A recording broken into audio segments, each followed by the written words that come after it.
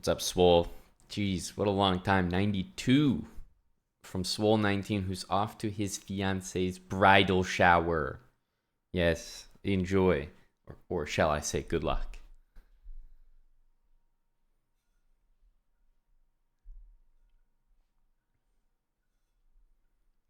That's exciting, Swole. I'm happy for you, man.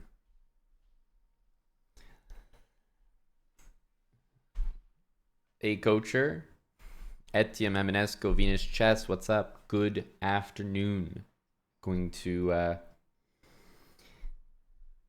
start with some chess. Remember, if I'm planning to play rapid chess, then it's mandatory I warm up with my time scrambles. And it's mandatory. How much was it, Swole? Because I mean, look, I've been put on that in the last couple years. The price of flowers, like every man gets real familiar with that. I feel like for anything that you'd feel, I mean, look, flowers are thoughtful regardless, but anything that you feel real proud giving is over 100 as a starter.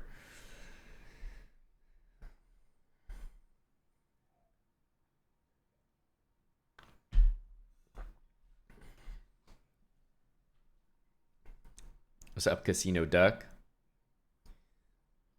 Hit me with it. Hey, Midnight Brah. That's a good question, Casino. I think as of right now, we're adding it to the store today, but I want to do like a video kind of launch with it. So my current plan is got a YouTube video to announce everything and probably going to release it tomorrow morning. And that'll be in line with releasing the course. So that's my current plan, Casino.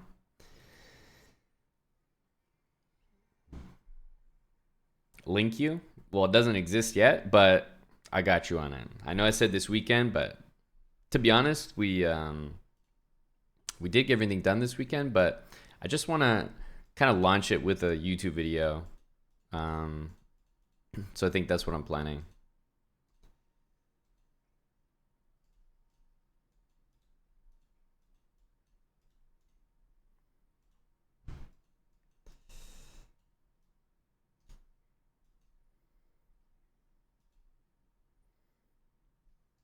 Oh, I didn't even realize that could be taken, but I guess that's not so bad.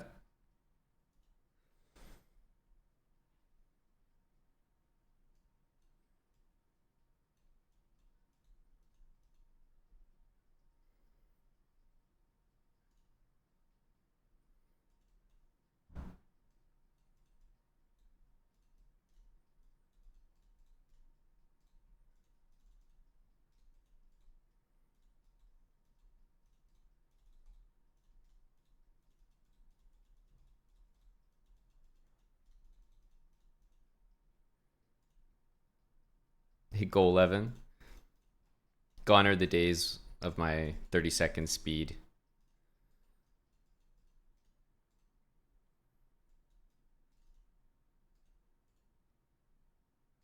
I think that actually won material.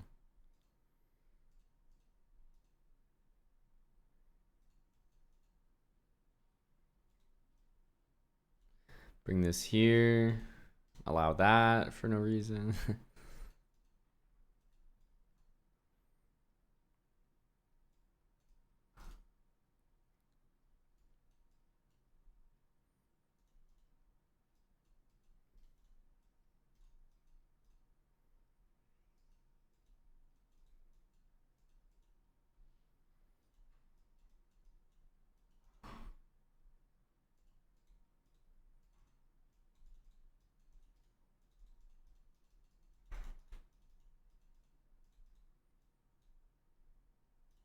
So slow.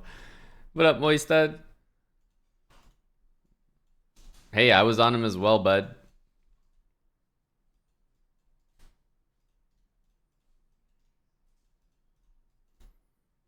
I was there too.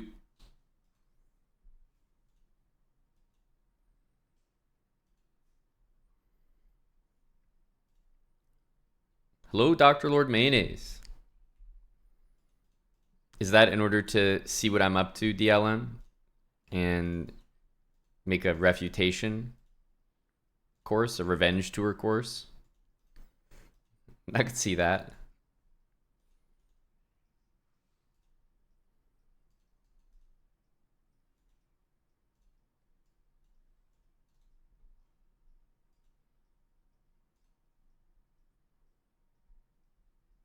Hmm. Does feel a little laggy. Hello, Mr. Mannered Monkey.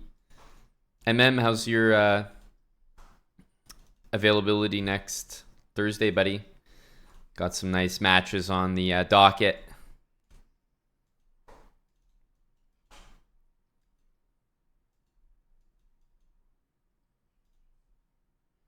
Matches plural. That is correct.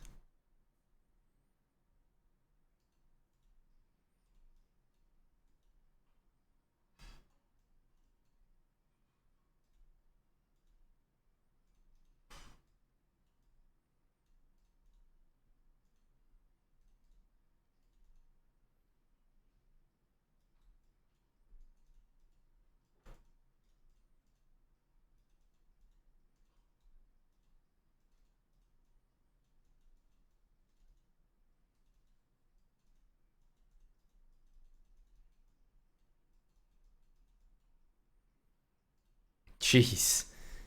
Who do we got? Well, we do have J-Bell and Nicola in their rapid. We have Gory and Eddie, which has been a long overdue face-off. I believe they're going to be doing 4-0.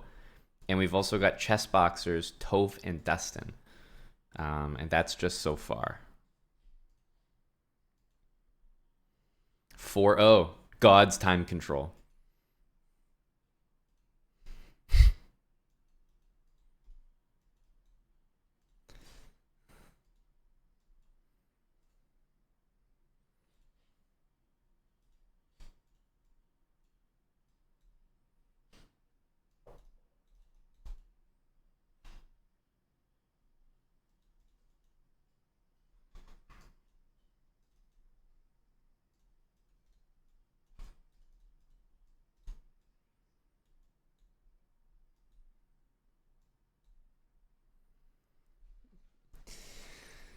Anything longer than a 3-0 is rough to watch. Oh, I don't know about that. Nicola, thanks for the 1,000 bits. And excited for your big match next Thursday, or the coming Thursday. No, I believe the challenge is based on, more incentive for him to win all of the games. Mandarin Monkey. I think we're doing like a best of 3, basically. Hey, SG, how's it going?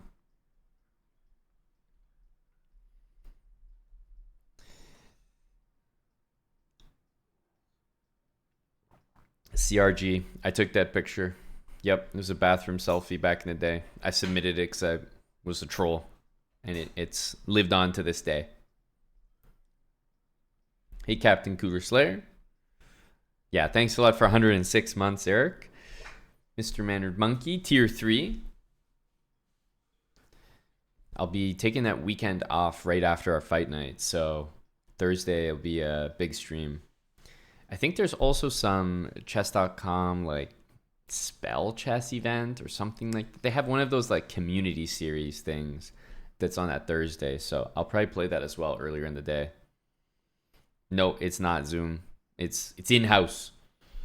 But it's very similar in the sense that it's like videos and PGN accompanying.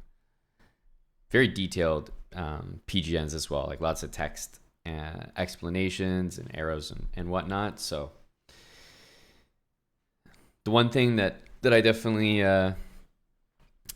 did with this one is I think it's just explained things very, very thoroughly. So I hope you never feel like you're kind of left without a plan in a position or where the pieces go. I think that's how most courses should be.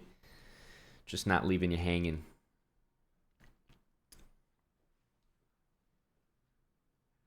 Am I ever going to change it? Yeah, I probably will. Now that I'm like, officially not really playing that much anymore.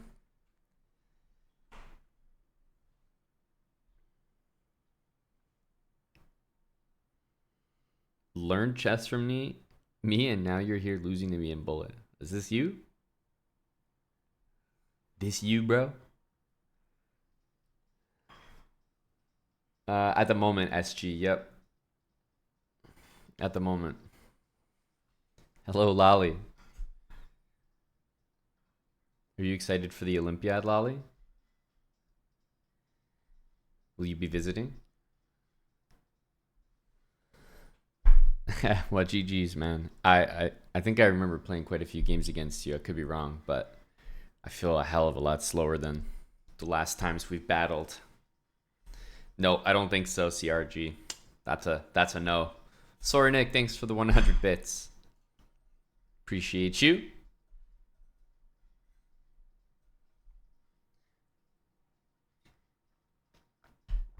Hey, Caballo.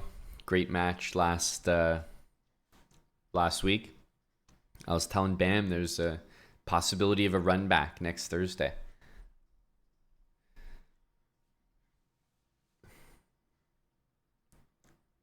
Oh, I'm right there with you, a failure. All right, all right. It'll be on the slightly earlier side.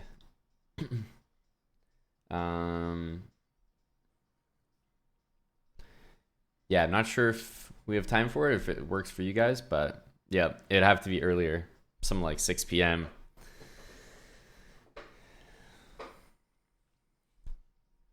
Yep, it is a 10+5, so we are having like pretty much one of our first ever rapid matches on the channel next Thursday.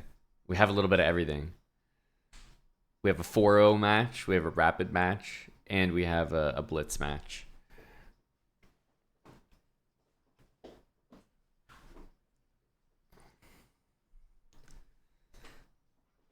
Dr. Lord, have you been sinking time into Tim Cannon TV? Have you been sinking time into the beautiful checkmate? I can't remember if you were here. Did you know that I recently achieved said checkmate? The one that was so difficult, so elusive.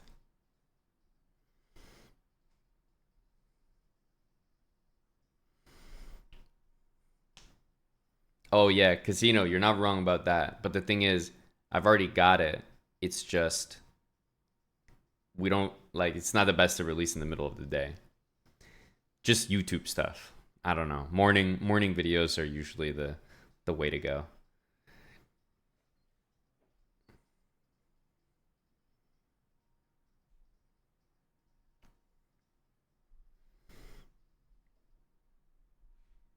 Yeah, I'm trying to remember even the game where it happened. But yes, we finally did it. Yeah, of all people, DLM wasn't made aware. Come on, guys. 30 months from Lost Smooths. There we go. 2.5. Actually, yeah, tell me the date. That'd be helpful. I don't even remember if it was on this account, but I feel like it was.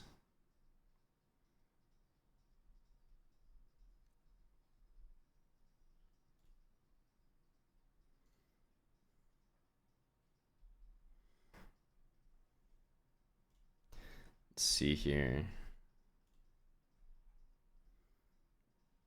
18th. Well, it wouldn't have been a bullet game. And it definitely did not happen in Title Tuesday. So let me go back here. Maybe in one of these games? There's no way it happened in bullet. The one thing I can't remember is I can't remember if it was on this account or not. That's the one piece of information I don't have.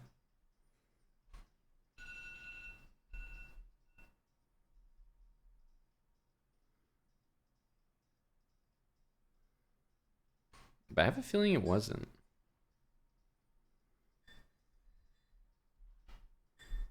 But then what account would it be on? Was it during our time boy speed run? It must have been, because those ones are like, you know,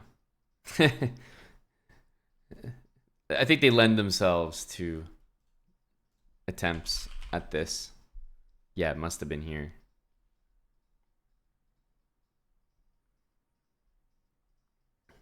Oh, it was the last one. Oh yeah, it was for 700. It's nice and easy to remember. It's right here. Yeah. Yeah, yeah. It was our game for 700 in our Time Boy speedrun. It was difficult to get people to like not resign, but um I think I did a really good job this game.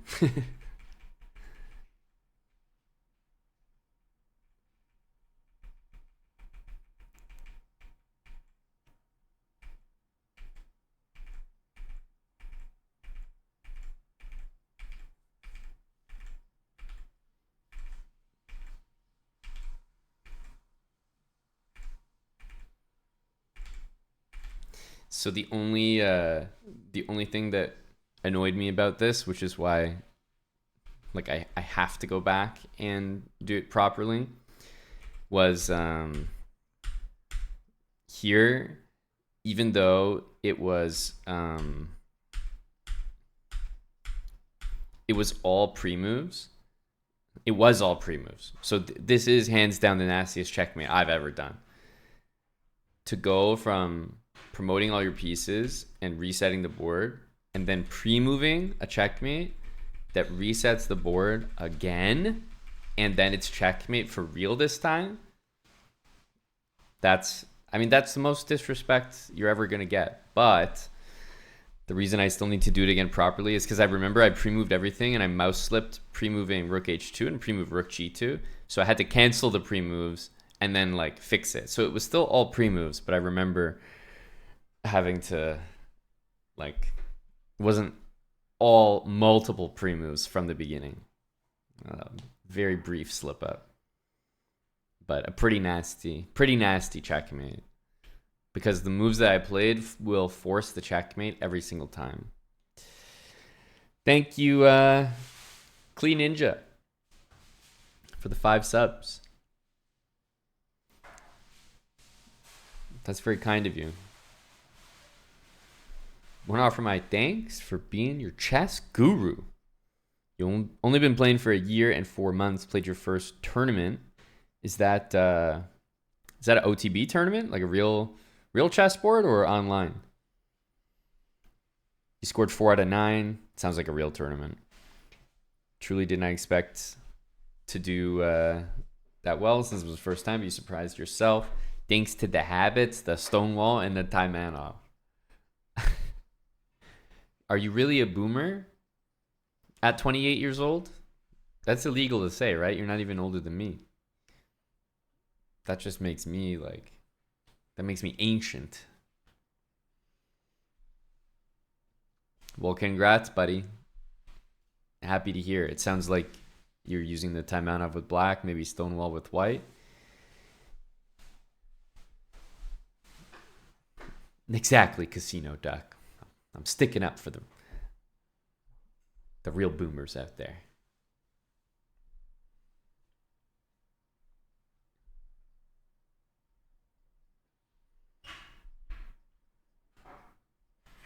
Well, yeah, but DLM, I know where the king is, right? I could see it on B7.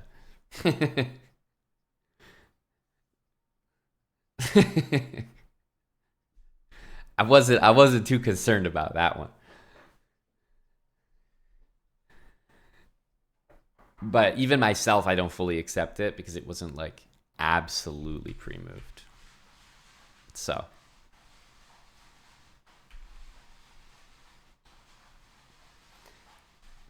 well, actually, if the king was on G3, then it would already be a stalemate. So the king could not be on G3.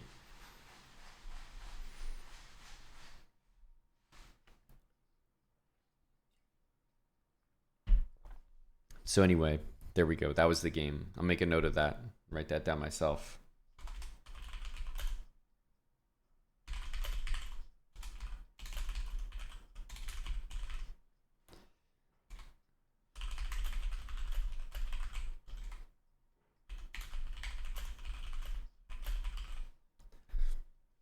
Can I give a guide on bishop knight checkmate? I've definitely done that quite a few times.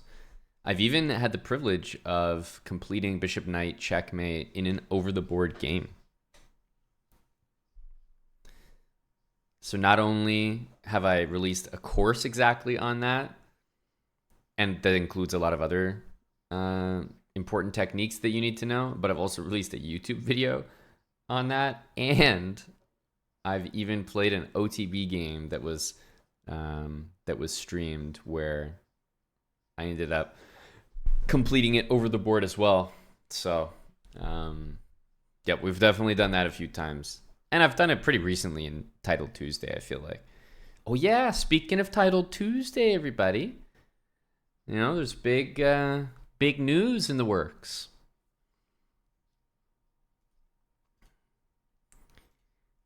So I don't know why. Maybe it's like because my background is like I always have the black background. I feel like it looks good. So I have to do this. But look at this. Congrats on your recent run in late Title Tuesday on July 23rd. Your notable performance has qualified you for our fair play checks. This is our standard protocol to safeguard the integrity of the event. No one is exempt. We need you to play your next few at the discretion of the fair play team. Title Tuesdays on 2 cameras. Please join the following Zoom link below 15 minutes before the first round starts. You must join the Zoom call 15 minutes before the event, and you may not play from a mobile device. Guys, this is why I never bother doing well in Title Tuesday. You know how goddamn annoying this is? I was fine, coasting, enjoying myself, all right? Mr. 6.5, they call me. I was good with that. I was good with that.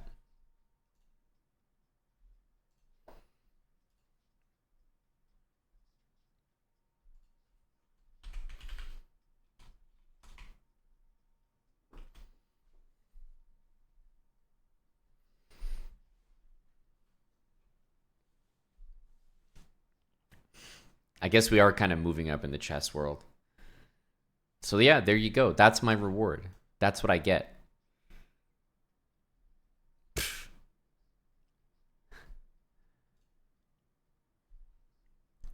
No, I'm saying I usually am scoring 6.5, 7. No problems. They're good with that. They're like, yep, he's fine.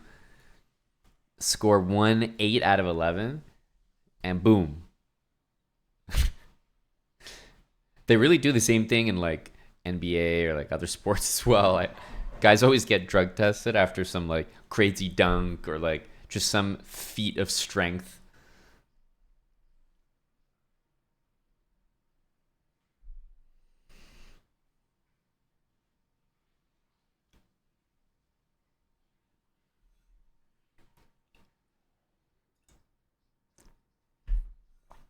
I see that, Twink Time. So anyway, yeah, that's the latest news. My next Title Tuesday, I gotta join a goddamn Zoom call too. Yeah, see, you know what I'm talking about, DL. You know what I'm saying, man. So that's what I'm putting up with. That's what I'm putting up with. Hello to DP Leo.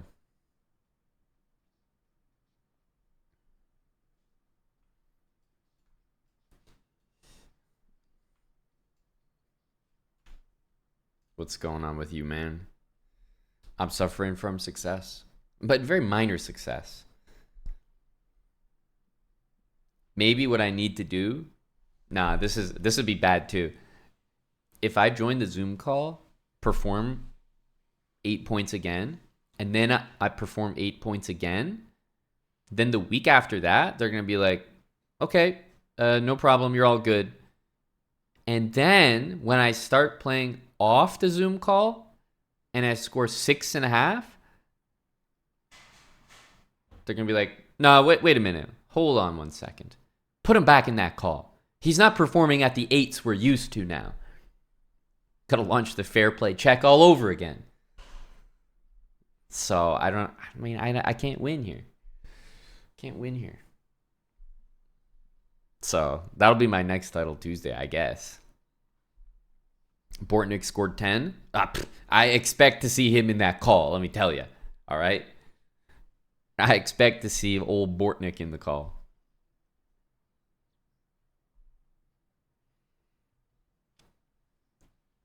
It was a nice move, Penny. I'm not going to lie. I still feel good about that one. Great move. Great move.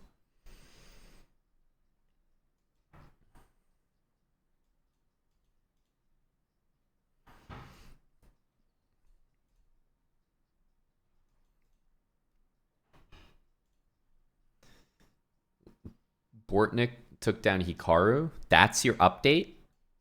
The guy beat Magnus and you're talking about beating Hickey?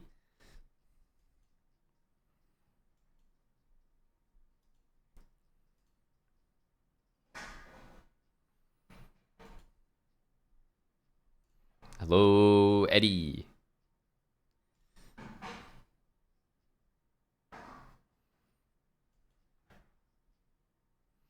This is a bullet game. Sometimes I need reminding of that.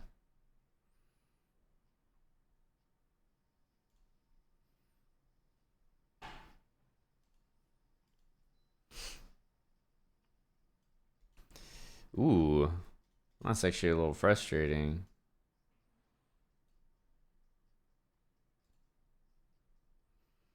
Let's trade it off.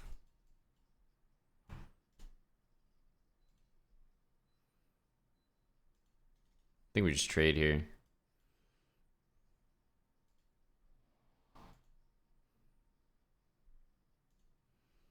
Let's do this.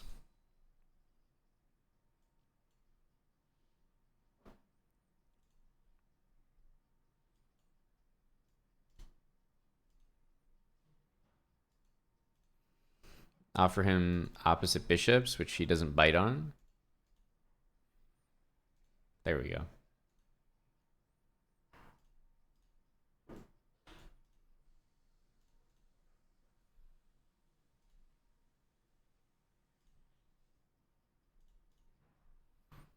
I just feel like in this situation, it'll be easier to win.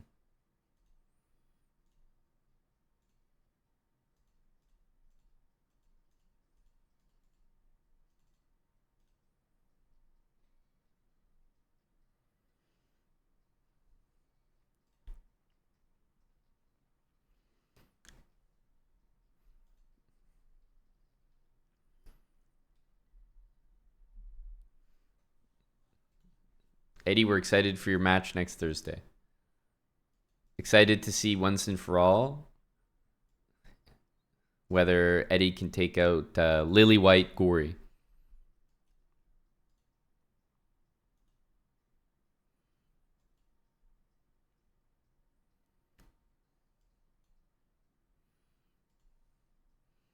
Feeling like super slow right now.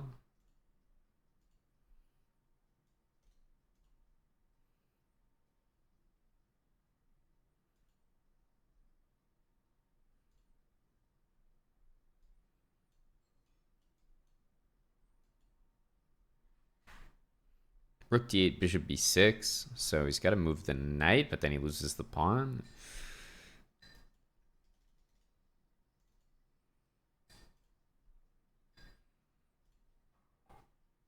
I don't really know what to do, so I'm just kind of... Maybe bishop h3. That looks annoying.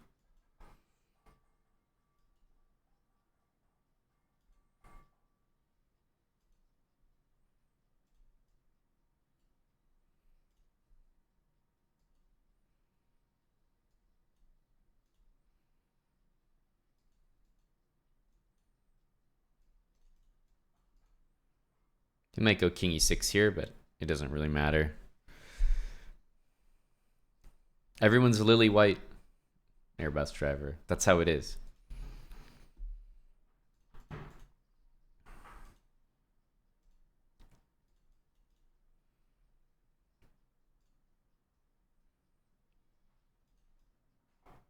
I think he was supposed to go c3 because now I get the bishop back. I don't know how relevant that is. I suppose that king of 8 move doesn't help me too much.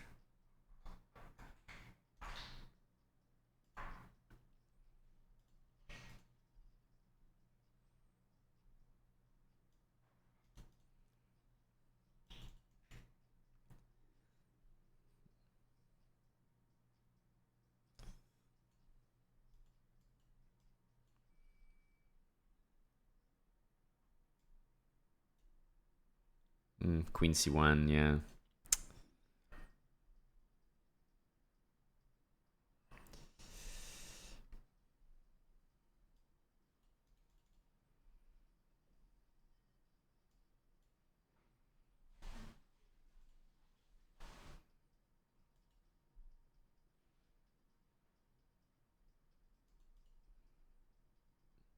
Don't really like my position here.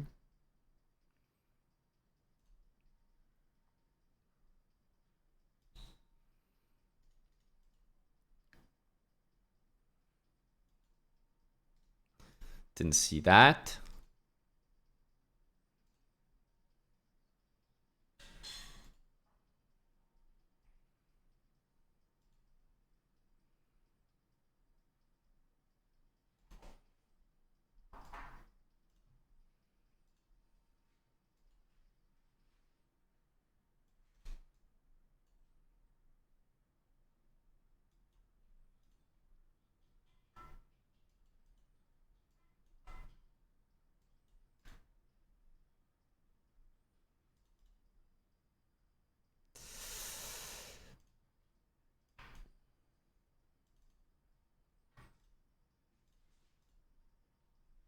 Whew. Why can't chess.com watch your screen? No, the extra camera is like to show like your room and stuff. Like it's supposed to be like behind you or something. I'm not really sure where I'm gonna put this camera if I'm playing from here, right? Right? Where I need like someone to just hold it. Where am I gonna put the camera?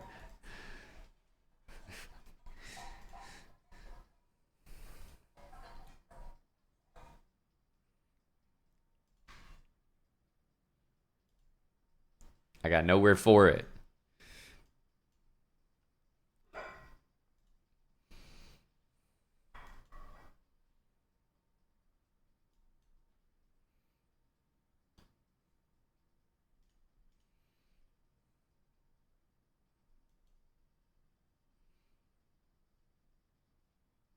Rook a8, queen here, and I don't think we get trapped or anything, so.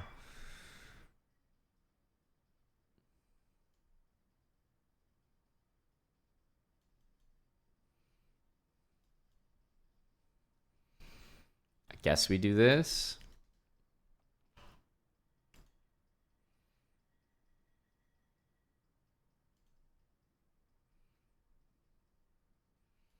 Yeah, I'm probably gonna have to sack my rook. I don't know. Things are kind of hard to defend here.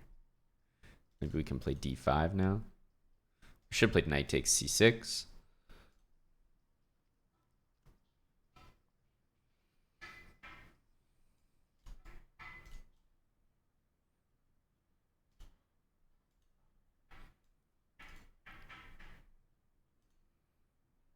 I have to stop the bishop from getting there. Oh, it looks so sketchy. I guess I always have rook f3.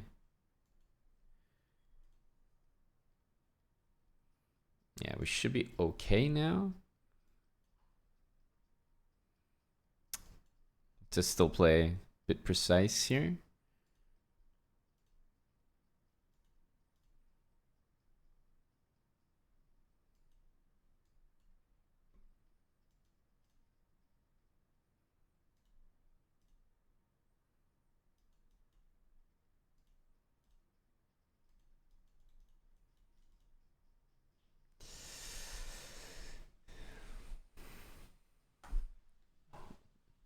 You have a troll already prepared, Dr. Lord? Jesus. All right, let me read this. Keep your setup and add the cam needed for zoom, and then surround myself with mirrors. Okay. And this is me complying.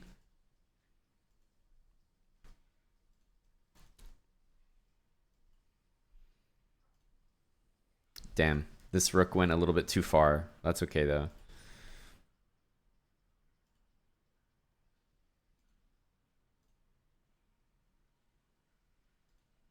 I don't really care about knight d6.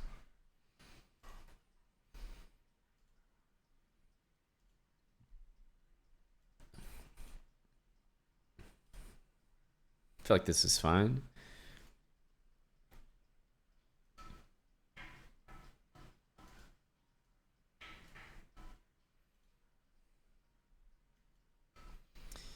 Try for h5.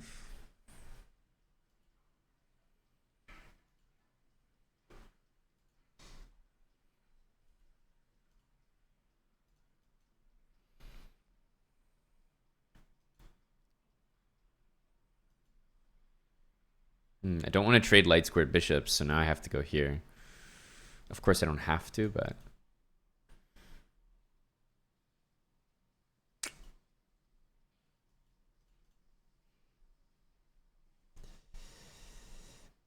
Yeah. We're actually not really in time.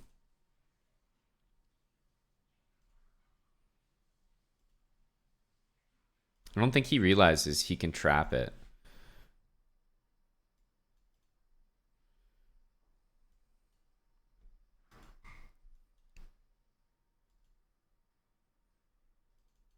I should have done the other one so we had a pass pawn.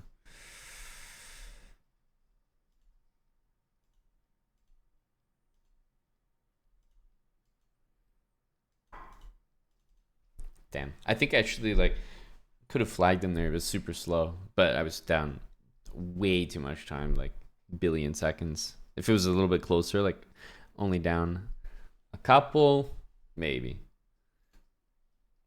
Honeypot, thanks for the 44 months.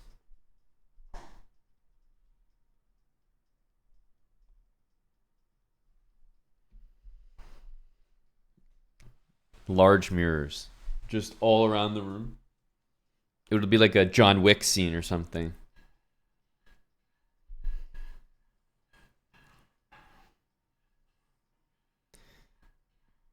Yeah, you know, Airbus driver, for all that fuss from, you know, some of our lead devs like Wild Hacks, you know, we're still operating without a song command working, you know?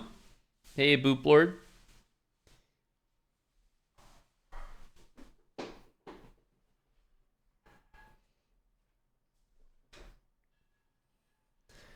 Murray just came back from 5 match points down in doubles. Murray did? If it's doubles, isn't he with someone? Or like 2 people against him?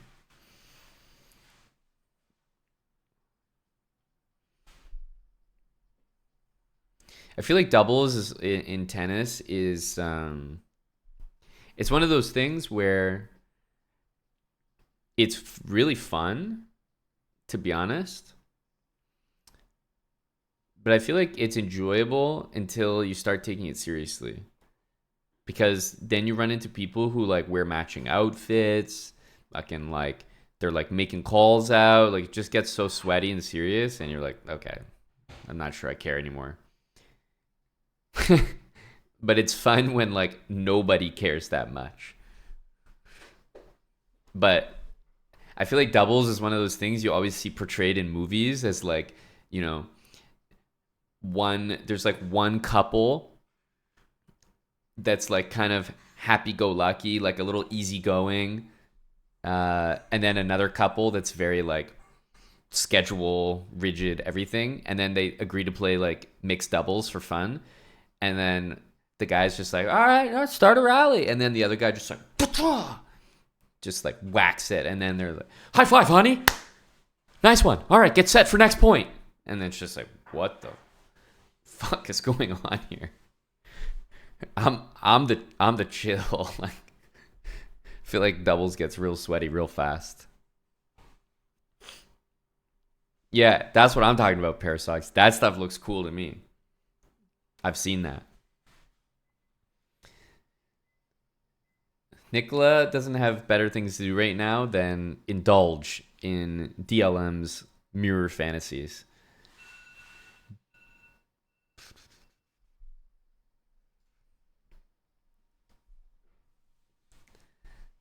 But yeah, I I don't know how it is in the Olympics. Like obviously it's very very serious, so I'm not sure I would really enjoy watching it too much. But I feel like at Wimbledon when they do those show matches and doubles, those are pretty fun.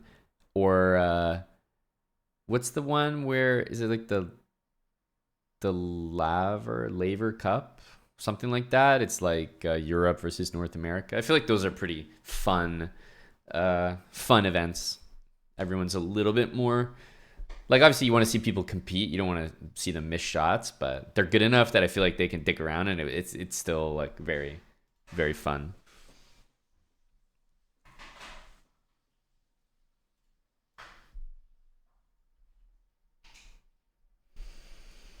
Hey, Mr. Sleazy.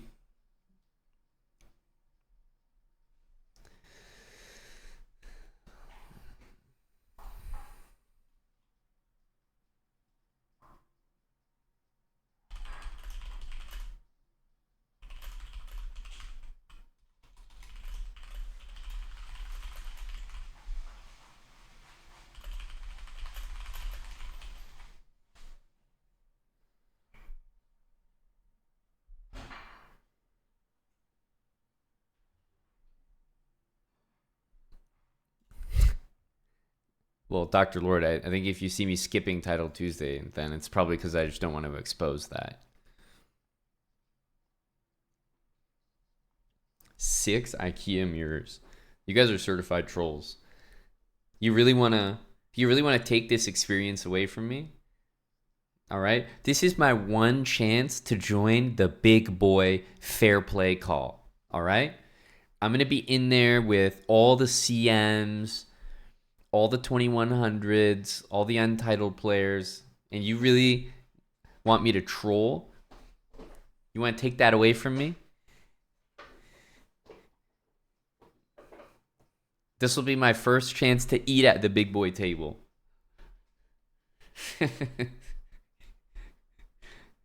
This is a serious moment for me. My one chance to troll the fair play call. Nah, I see what you think of me.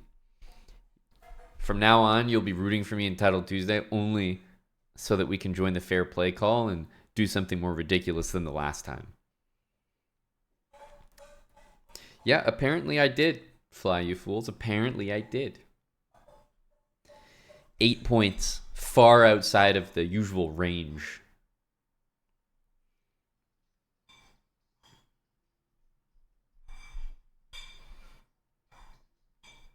Yeah, I know. All this for 8 points. And in that Title Tuesday, I started 1 out of 3. 1 out of 3. Quite possibly my worst Title Tuesday.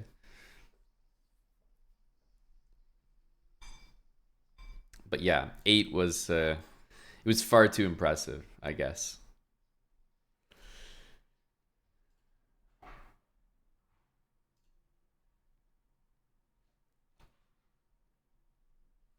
Yeah, they'll have me commentate the event, so I can't play it. I am doing some commentary next week on the couple SCC matches. I'm trying to remember which matches I'm doing, but I think one of them is Fabby's. They're on Monday and Wednesday.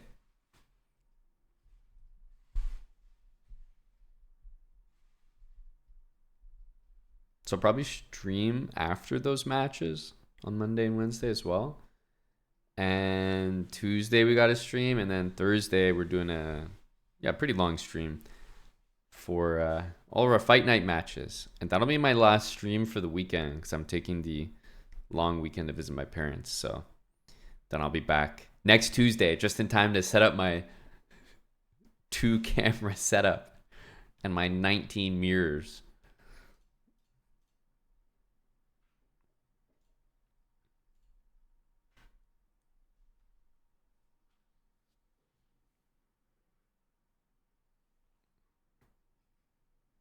But we have a Tuesday coming up first in a couple days.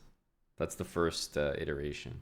I am really wondering how I'm going to set this camera up. I need like a platform. Okay, diamond member. You know, diamond members are always trustworthy. You know what I mean? Have you ever met a diamond member that you didn't like?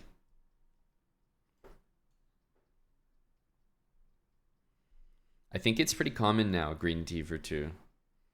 They bring people into the calls.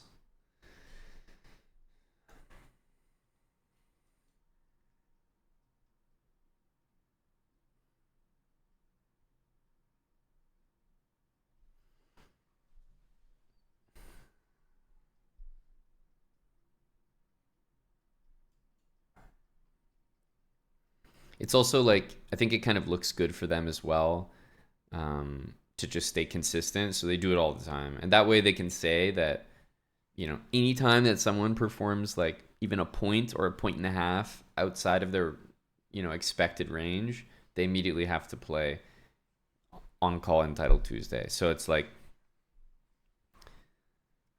yeah, if like a lower rated player like just finds his way into top 10 entitled Tuesday, believe me, he's gonna be in a Zoom call immediately required next week.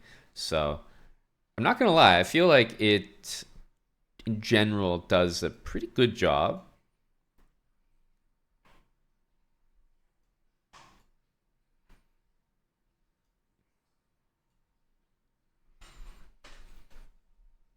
Because at the very least, even if you do cheat, like you can't do it twice in a row. And I'm not sure like how long they keep you in the double cam program before they release you.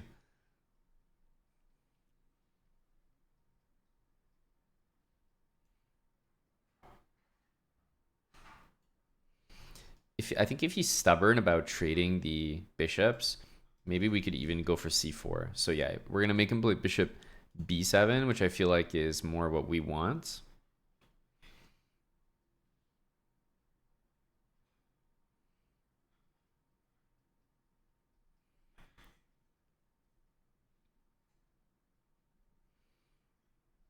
We can even do this. Okay, let's start with this. Knight on d4 just makes sense. And then like rook e1, maybe a3. Usually I play c3 in these, but he hasn't really forced me to play c3 yet, so maybe I can hold off on it.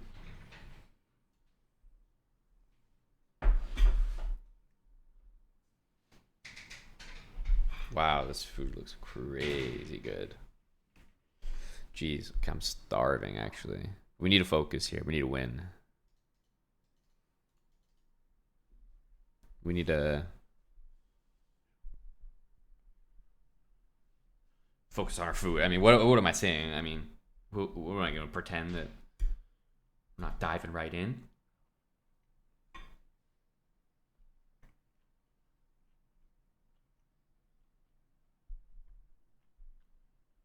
Mm-hmm.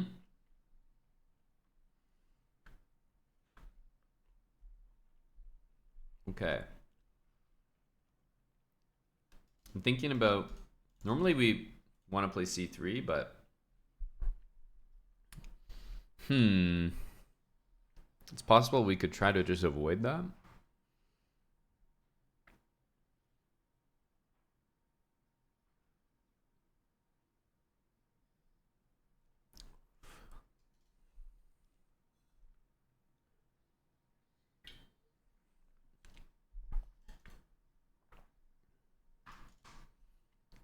Knight before is like mildly annoying.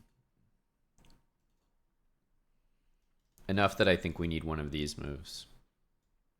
I'm going to choose this one. I'm not actually sure which one's better. In fact, I might end up needing to play both. So we'll see.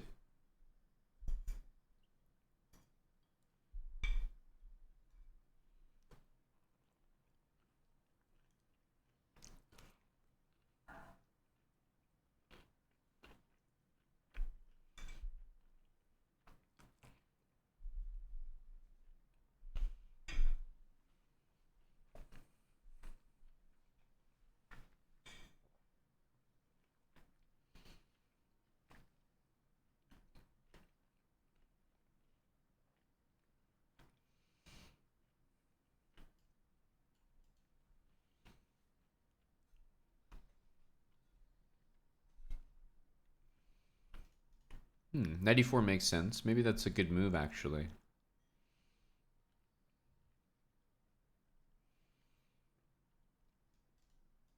I feel like I want to take this. Maybe bring this knight to d4 after.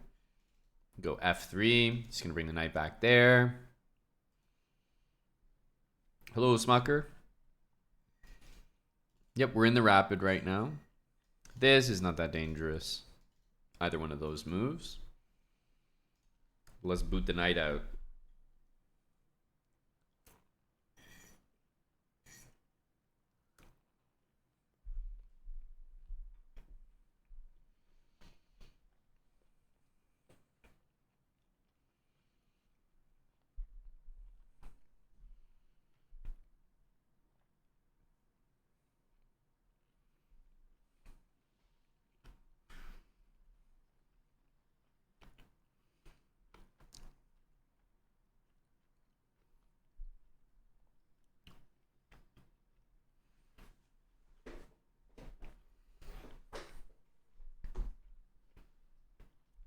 Okay, we definitely don't care about this with this bishop left, but we could go here and then like keep the light squared bishop. But to be honest, he's gonna go bishop a6 anyway, so we're not really gonna keep it. I feel like it's almost better to just let him have it.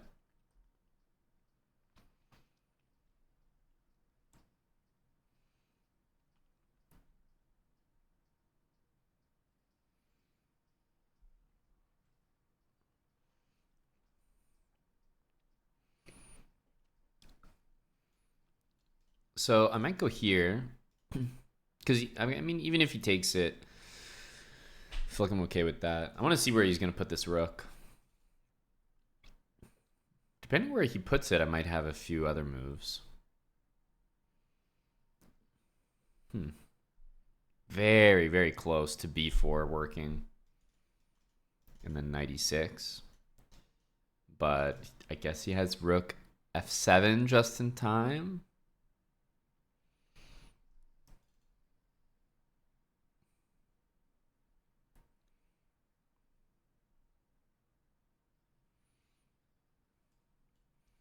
Yeah, I'm just going to go here. I actually want him to play a6 so that he can't really make use of that square with his bishop in the future. We'll just bring the bishop back.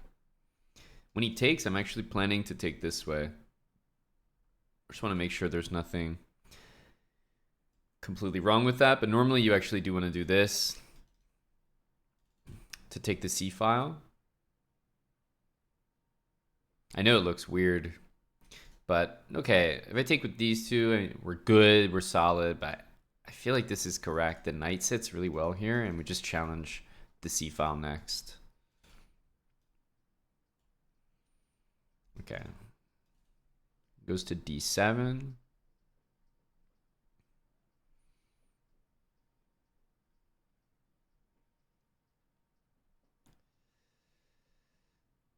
I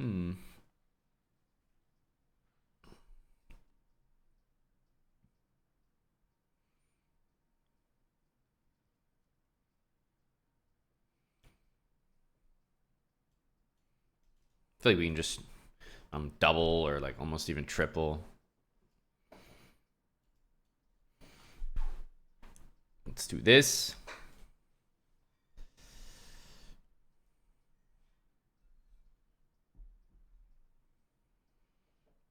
a5. Yeah, he's trying to put pawns on dark squares, which is what I'm trying to do because he's got that light squared bishop. So this setup is not great for him.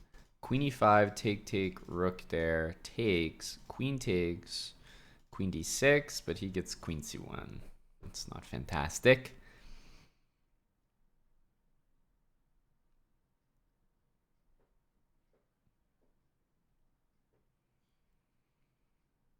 Just make a small move.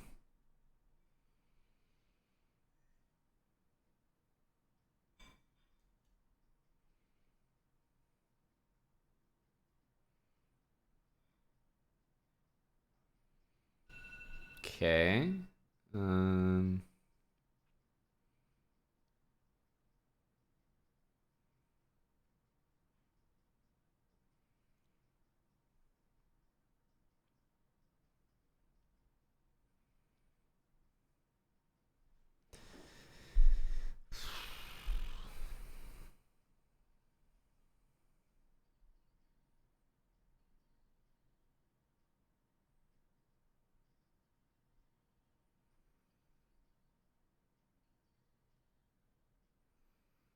almost want to take and go here. I'm not sure he can get ambitious and go like that, but I could be wrong. My king somehow feels a little bit safe over there. I do like that I moved this up so that we're not falling into this. But yeah, queen e5 is needed for sure. I want to play f5. That's the move I want. So I wouldn't be surprised to see this, but also really weakens the dark squares here. Maybe we can just go g4 f5. Yeah, because I feel like queen c1 doesn't really threaten like too much because we always have these back rank ideas.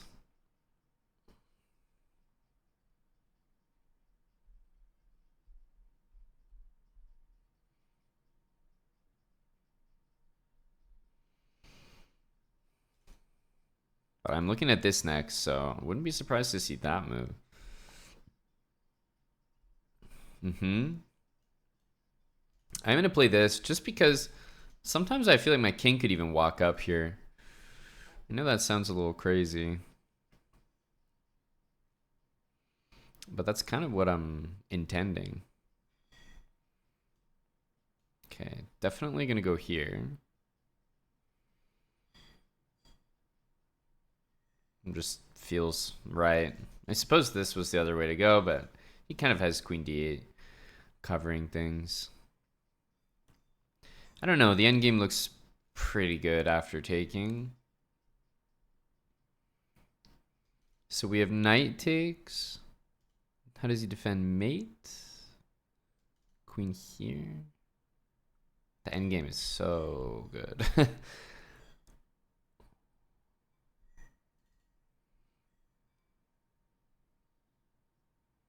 Yeah, it definitely looks more correct to do this.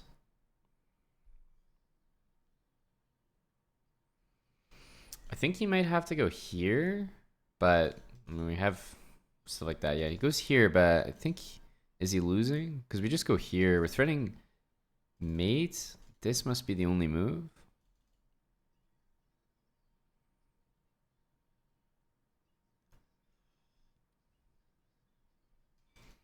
Here's mate, so that's the only move. Yeah.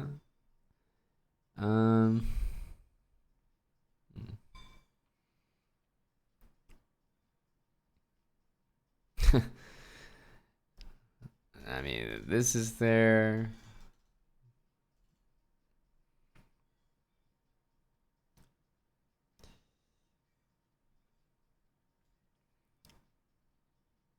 I almost want to go here.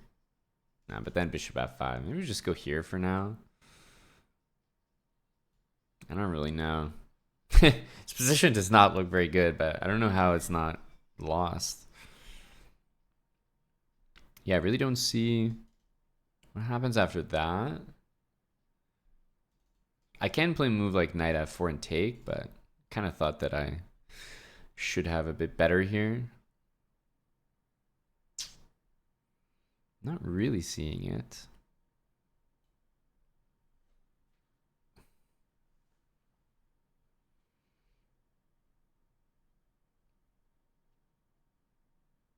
It's such a funny position. It feels like I'm so close to a mate, but it's just not there. Queen f8 there, and my knight's attacked. I don't have a better move than queen back to f6.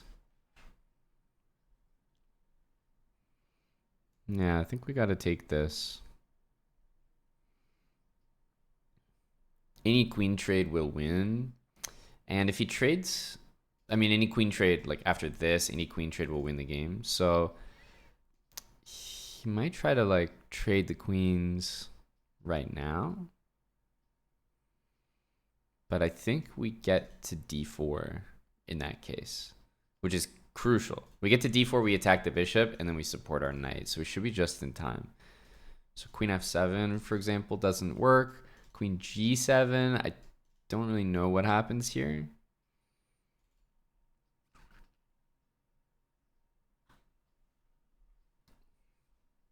And I guess I'm threatening this.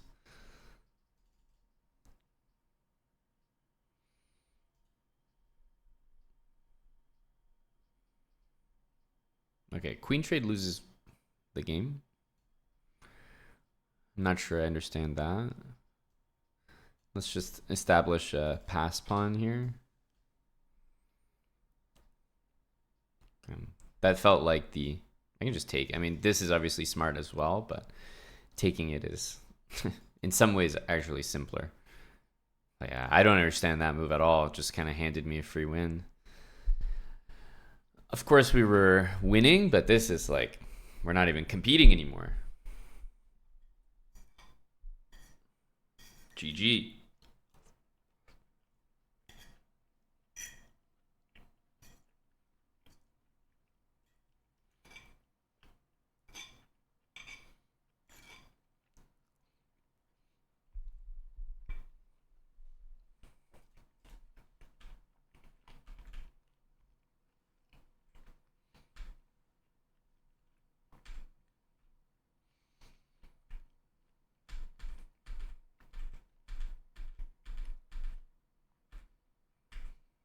Yep, I definitely like this. That was a big mistake. Yeah, I guess knight f4 was the move here. Was the best move. And yeah, queen g7 is a bit nice. Probably you should just go here and here. I don't think there's a way I can force a queen exchange there, but I can definitely win a lot of pawns. So that mac and cheese is not. It's very good. It's like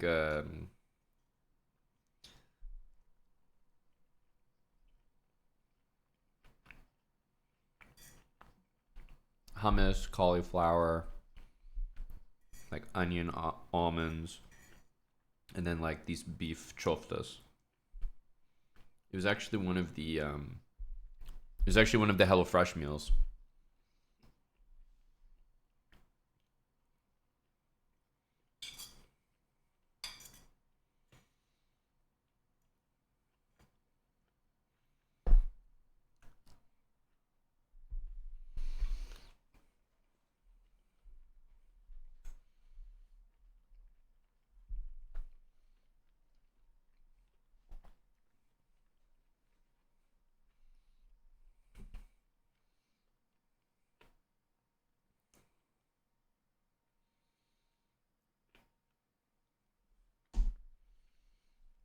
Yeah, exclamation mark habits. You've been pointed in the right direction, surprisingly, from DLM.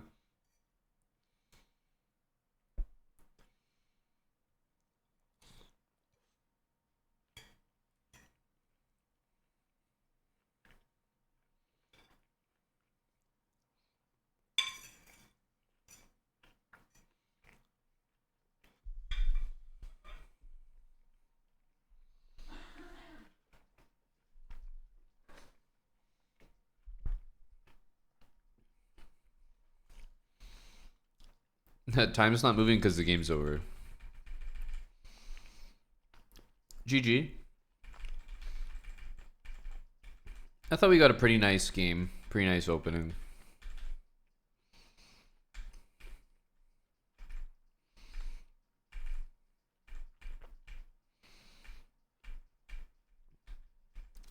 I like c takes d3.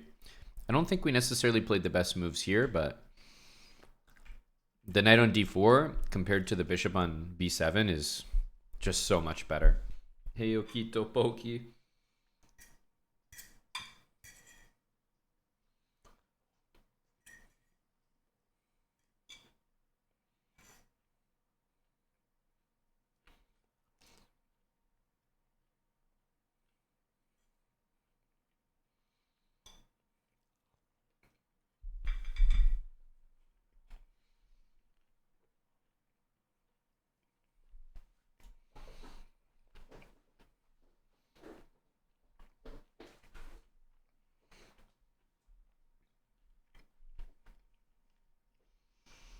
That was the last time you were here, Okito? You bring the good vibes then, man. Keep that up. I was just sharing that because of that 8-point performance, I have to join a fair play call next Title Tuesday.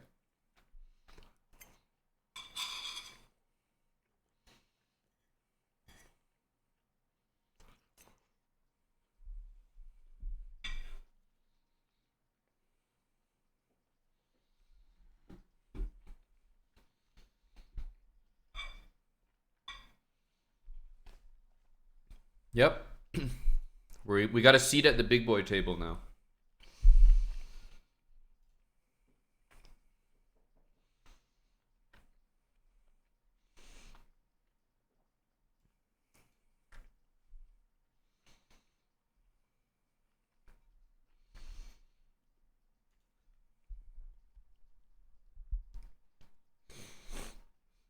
Aaron Jacobson. This must be like some alt account, I guess. I feel like he has a. I guess get the brothers confused.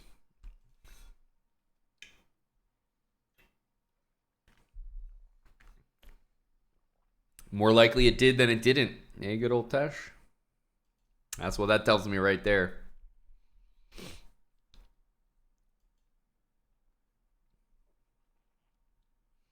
I think D5 is the main theory here.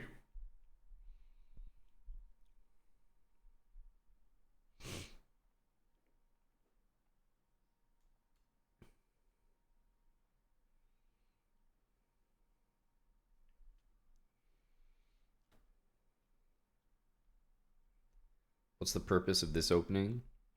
To be slightly worse.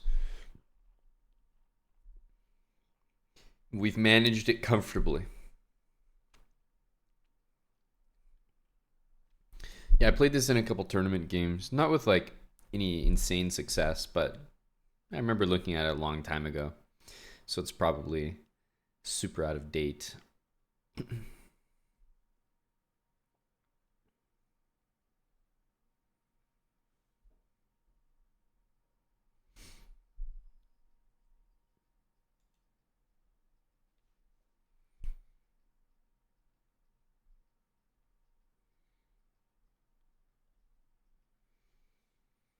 Definitely weird to give up the light squared bishop like that, no doubt.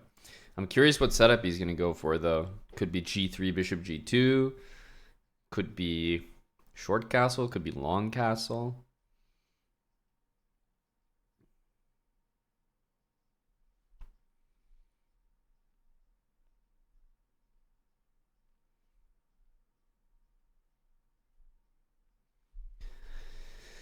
Hey there, Hella.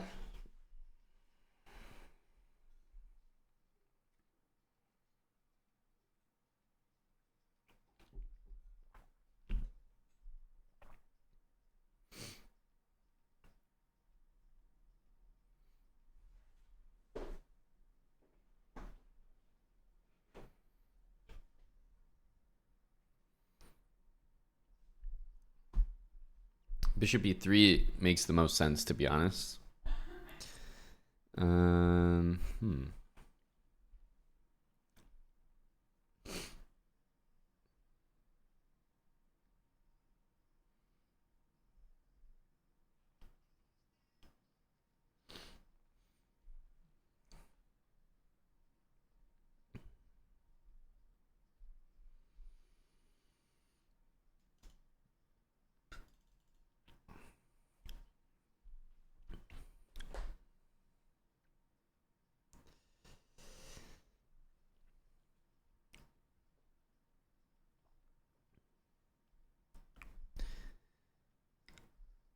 Wondering, like, maybe d5?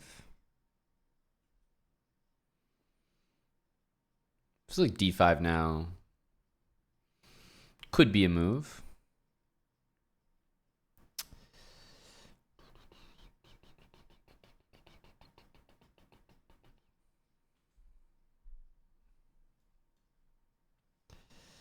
Very risky.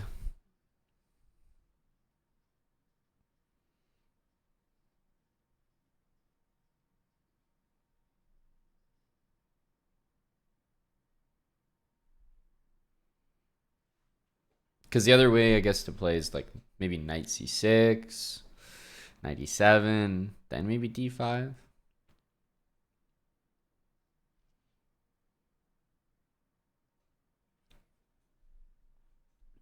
The fact that we have this b pawn on b6 is annoying for sure. I would much rather have it here and then play c6. That would be the absolute ideal setup. So yeah, it's definitely out of place.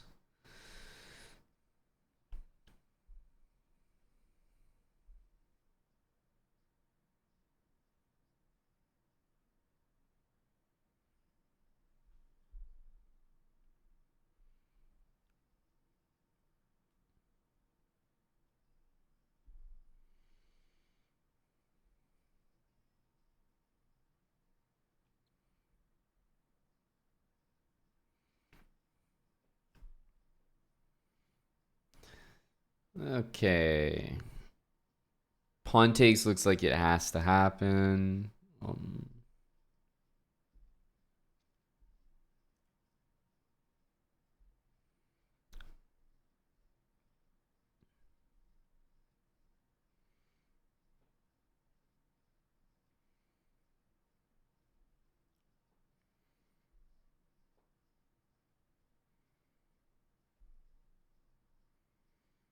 I really want to take with the knight and the queen.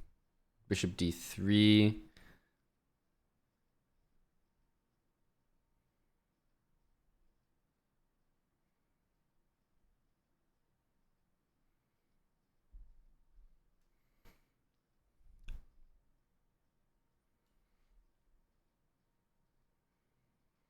Yeah, I think e takes d5 is, I have a feeling it's the best move for sure. Um, but maybe we can play this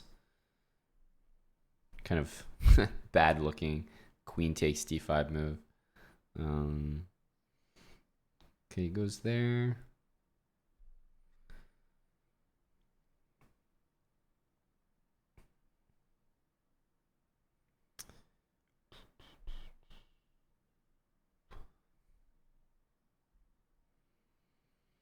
Honestly, castle looks fine here. I was also looking at knight c6 though. Castle, bishop c4. We should be all right.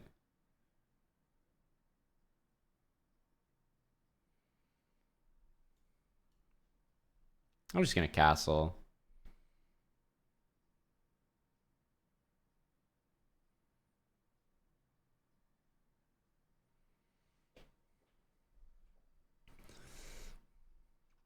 The d pawn is weak.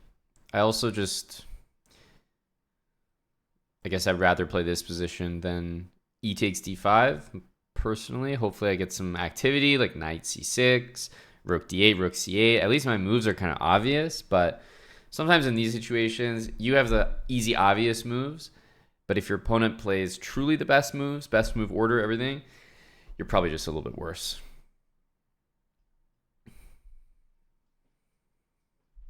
Okay, he does go there.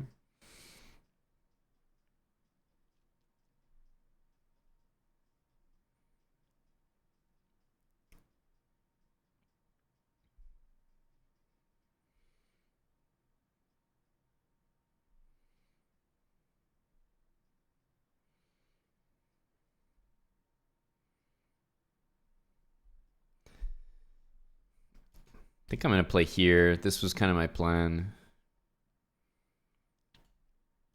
Because this gets my queen developed. And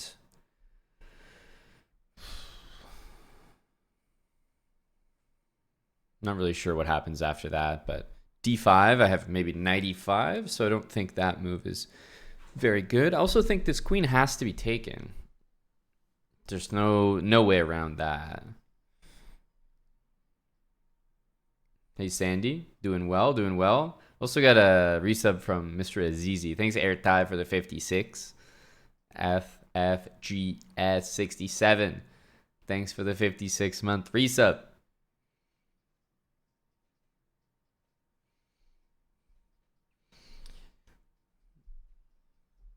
Jeez, Tim under 1,500? Is that real?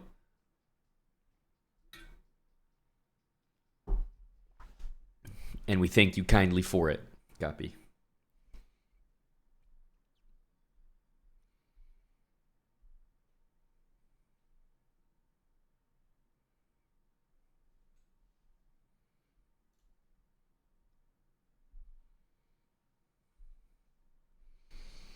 So yeah, I thought like we had that.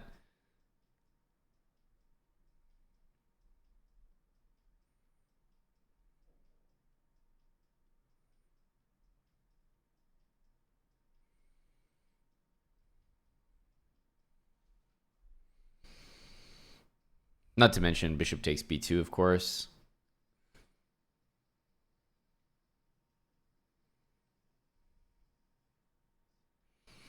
So if long castle, then I was planning to maybe bring a rook there. I don't know. Even knight takes d4 first might work.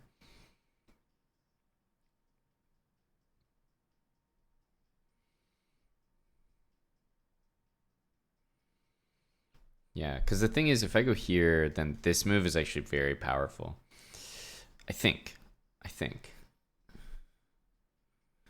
Although here, then we could go here, and then we'll win this pawn. That's maybe a decent option.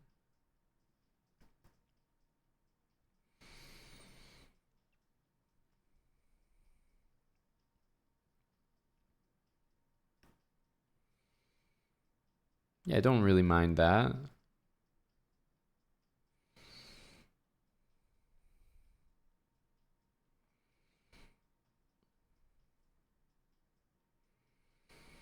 Yeah, rook c8's feeling like the move. If I go knight d4 first, bishop d4, rook c8, b3, b5.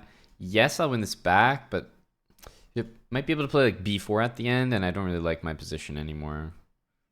Even though it might be okay, something feels off about that.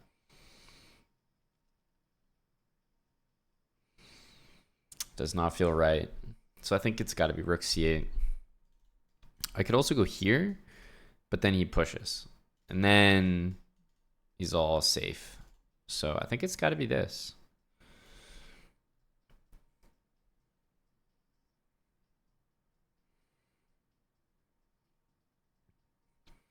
And I feel like if b3, we can go here. Okay, he goes there. We're going to have to go here. I think he's got to do that or just let it go. Because, yeah, no matter what discover check I did, he would take my rook. So there wasn't anything available there. Okay, he lets that go. I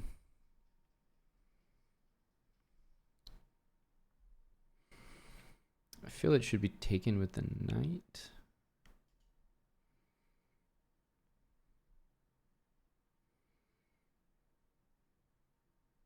Yeah, I don't really like bishop takes. Okay, we have some knight f5 stuff here.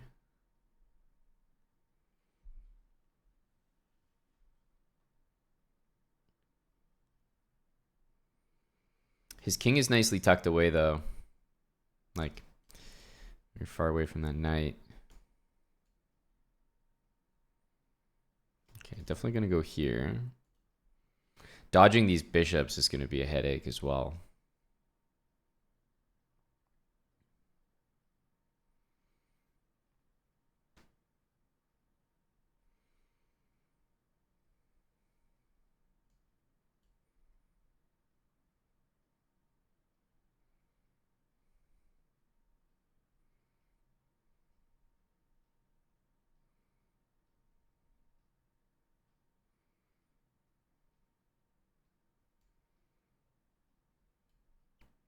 Just drop back like this.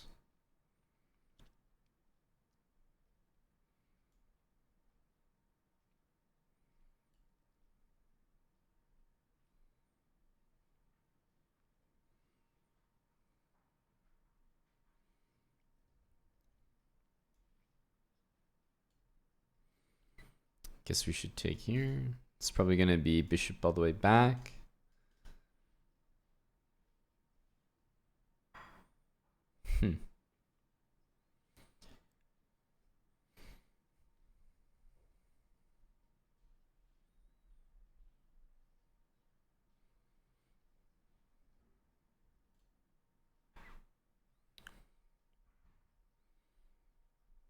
This is not going to happen. So I was thinking this.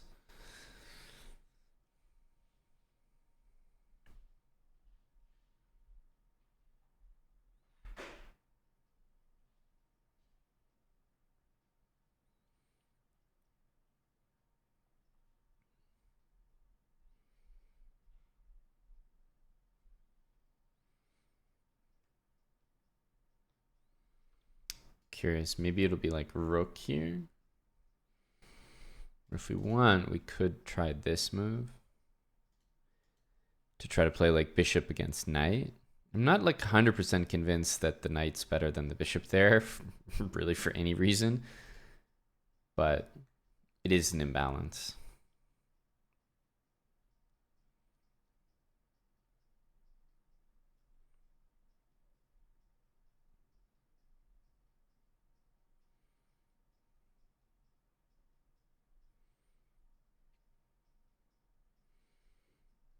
Thanks, JT Foxy. 25 months with Prime. Appreciate you, man. Welcome back.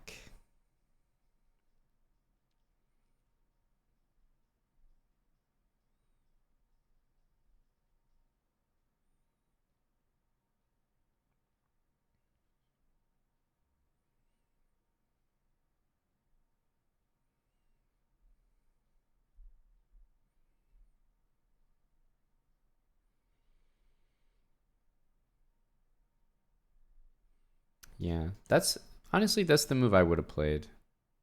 I feel like it's quite reasonable.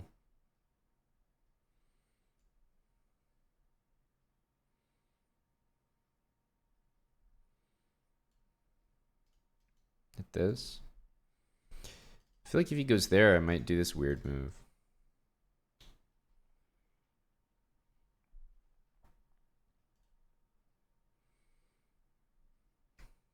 Could also go here, but that doesn't look right.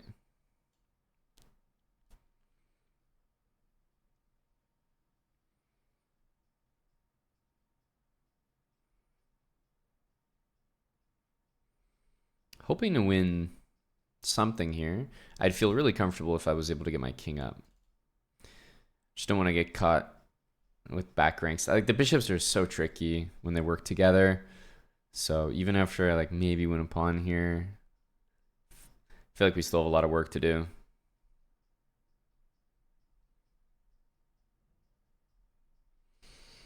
Okay, gotta take this.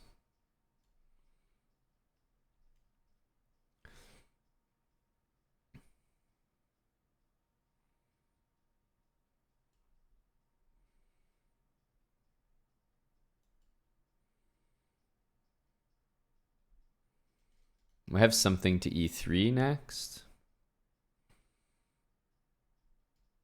Do I have bishop b2 here?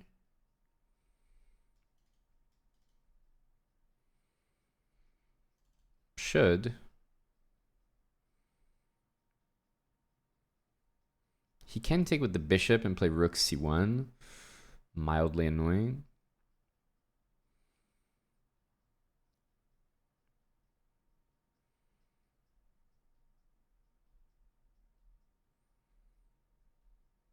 Yeah. I feel like that's a little too much counterplay.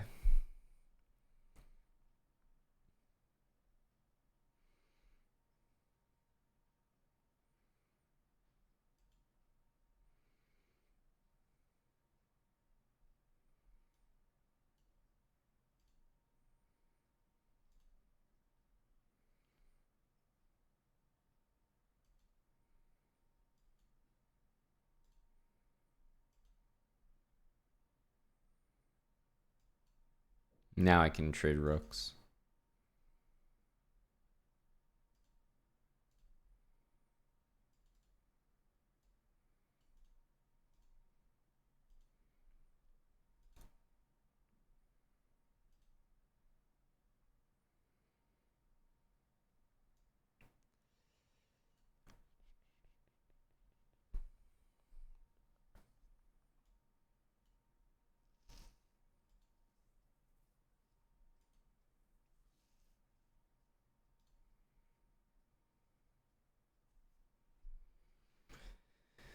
Very nice.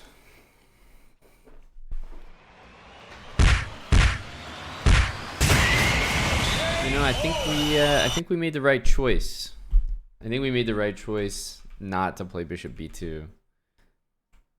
I mean, very, very tempting. But to be honest, when like he's lower on time than me, this is exact kind of counterplay that he's gonna be looking for. I'm up 2 pawns, but this is not correct. He's gonna like put the bishop there. The rook will get on one of these squares. Definitely no good, in my opinion. Just like king here, and of course I went for an opposite bishop position on purpose. mainly because it gets rid of his bishop pair, and also like, okay, if I wanted to win on time, to be honest, I could probably take this, and I would win for sure, minute to 22 seconds. But even just, yeah, keeping the bishops on the board is more proper. So yeah, I just didn't want to get caught with like weak dark squares or anything. I thought this was pretty nice though. I don't know how this opening was. I mean, I know it's not correct. From what I remember about this, white's supposed to play like this. And I think I go like c6, like bring this queen back, castle, and basically like try to even sack the c-pawn later, rook f8 after I castle, guard the c6 pawn, and then play knight d7 or knight a6, and just try to like go to the d5 square. And okay, he has a weak pawn, but something about that move didn't feel right. And then even here, he should probably still kind of do these sorts of moves. But this I was very happy to see because I thought queen c6 was really strong. And then here, again, I figured there was only one move, and it was d5 that I should be worried about. But he played king here, and now, yeah, I have to be happy after this. This was another wasted move, just letting me double for free. And then knight f5. Yeah, everything was like going really well here.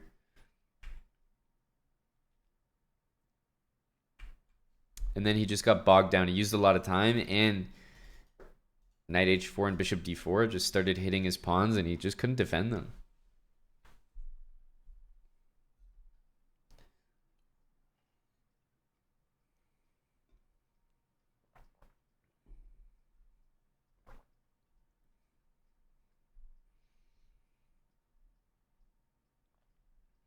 Wow, that's big research from a pleb. Big research. Oh, he took the win. GG. That was a tough game. As I said, yeah, I'm not gaining like a special opening advantage with this move, but the other line is where they go knight c3, and then you can get bishop b4. And so usually white tries to avoid that by playing a3. Kind of important. And then knight here. Again, yeah, the line is like d5 like this. Queen c2, and then like e4, pawn takes, stuff like that. It's like a Grunfeld where you haven't played this. By the way, does anybody in chat play the Grunfeld? I've been noticing in the last couple of years, I can't name a single person who plays it. Like, I don't know anyone that still plays it. I don't know anyone that plays it against me. I don't see it very often. Like, it feels nearly obsolete. And of course, it used to be very, very, very popular. So it's still going to have people that know a lot about it or used to know a lot about it and can still play it. So you will find some Grunfeld games, but like, are there like new Grunfeld developments? I don't know. The Grunfeld just feels like nowadays engines are so strong. Here's the thing. Here's what's happening. What's up, Spinal Tap? Here's what's happening. Engines are becoming so strong that openings like the King's Indian and the Grunfeld are just slowly being phased out because like the engines are just so damn powerful, and the more you study those positions with an engine, the more you start to be like, okay, well, the engine says there's an advantage, like what's the situation? And then you get to the bottom of it over time, you get more used to playing it, and suddenly you're like, Jesus, why would I play an opening like the King's Indian or the Grunfeld that yields like a 0.5, 0.7 advantage to my opponent, according to the engine at least, when I could play like fucking e4, e5 and yield no advantage at all, pretty much. So that's what's happening. The engines are just slowly being like, are you kidding me? Grunfeld? Plus 0.6. Good luck. So it's like, why would anyone bother doing that? And even though it's like, oh, the engine sees that it's big advantage, doesn't mean the humans will. But humans are learning from the engines and how easily the engines seem to understand those positions and why they feel like it's such a big advantage that eventually they just become obsolete. Bo Disley, that's not how I play it, but I actually took a chessable course myself on the Jobava London, and yeah, I found it an interesting alternative. Definitely some merit to it.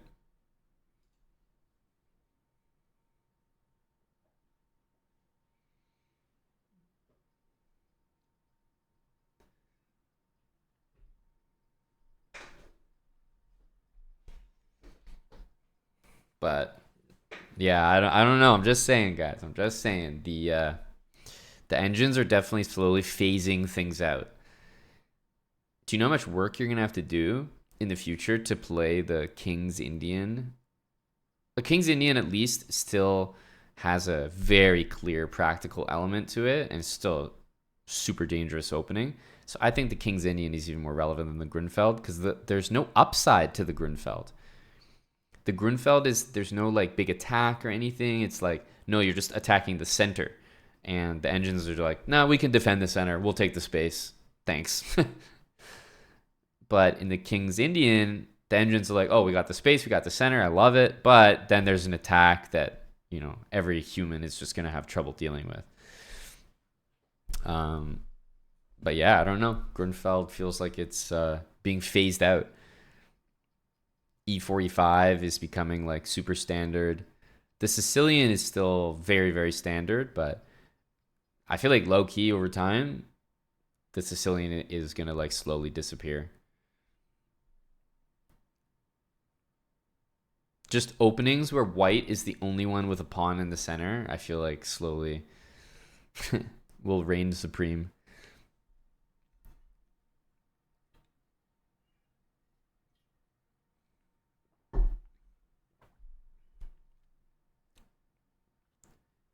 One day engines will get so strong that like people will have engines programmed like into their actual like brain, like just hardwired in, like computer chip vibes. And I'll get to look back on chess and be like, you know, son, I actually I was quite good at that game without the chip. It's like, wow, they used to play without the chip? Yeah. No, we actually had to think about what the opponent was going to. It's crazy times. Yeah, I mastered that game long before it was mastered by AI.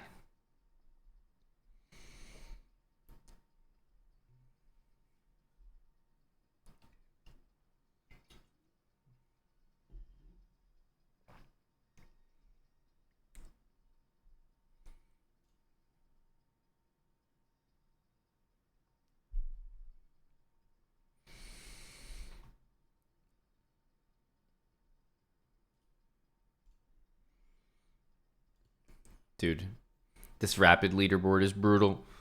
Nobody's going to leave. It's taken forever.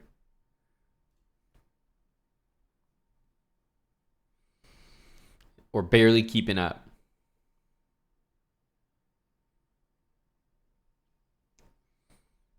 $230.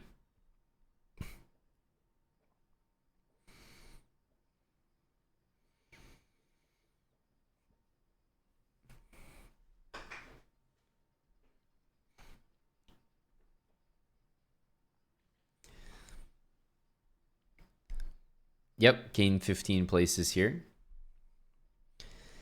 And look at that. I mean, you can jump all the way to what? 200 with only like 10 points.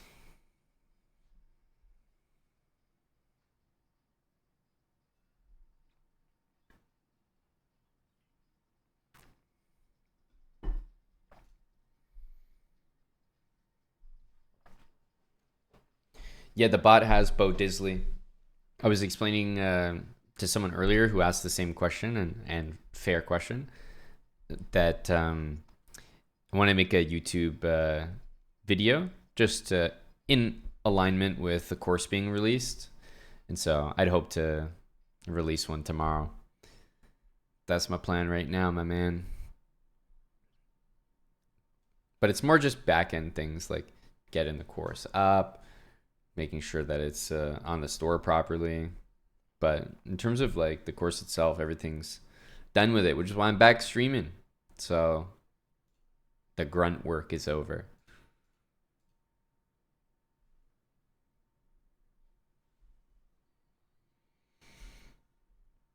Hey, Asbabi.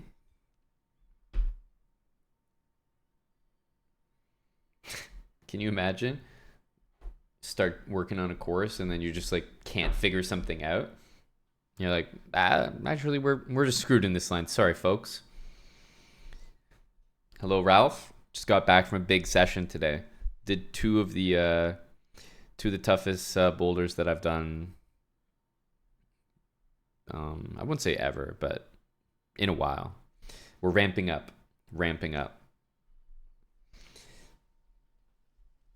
Some good ones. There's a move that I'm getting a lot better at. And so anytime there's like a tough problem and I suspect that part of the difficulty of it is this particular move, I'm getting better at succeeding. It's like basically using a high heel hook to get to the top. So it'll be on like the third or second last move, and it'll be it's like some weird high heel to wherever your high right hand is, and then that move allows you to reach the top. And to be honest, those are freaky as hell because you're so high up, and then you're just like everything is being saved by one heel. But I've gotten better at those lately. I don't know. They've been setting things that just have that feature.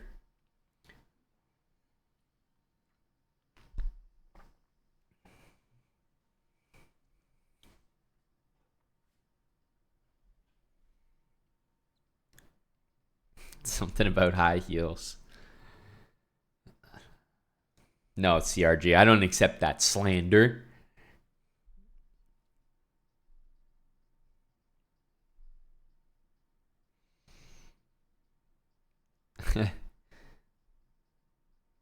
Well, thanks for the feedback there, Bo Disley.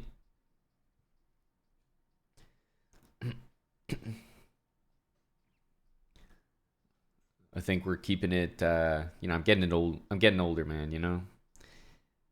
The dyed hair, the shaved head, the chest boxing. Those are things for a younger than 30-year-old individual. Now I'm officially old. I've started my journey as an old man.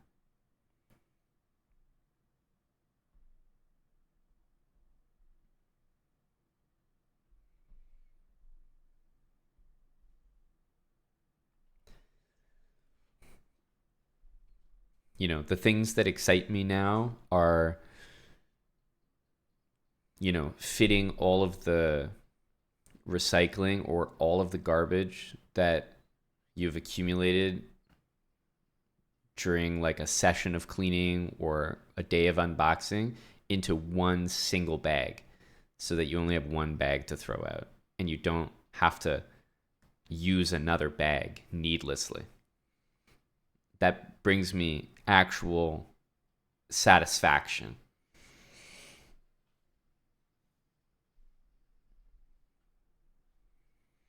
I think they're petitioning for esports to be in the Olympics, green tea for two, but yeah, I can't take that too seriously. It won't, Yuri. That's the best part about it, actually.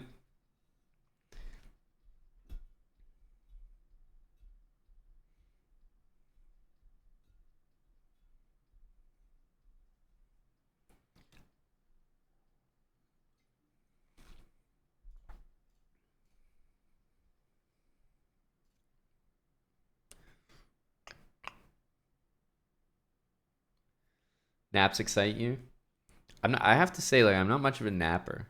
Like, I definitely get tired. I'm like, man, I could use a nap, but I'm not much of a napper. Naps feel great, but it just doesn't end up happening. I like lie down and I usually just chill, but I don't end up napping.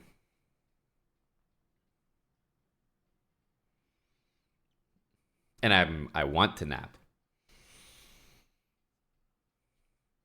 I feel like the naps happen like when you have kids. Those are just forced naps.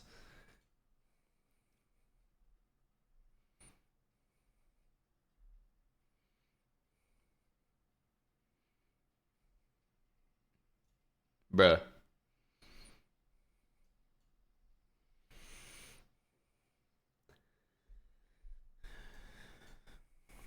Play him, coward.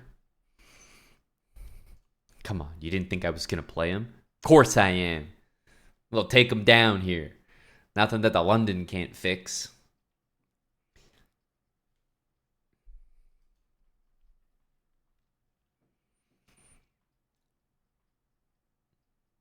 You guys aren't nervous, are you?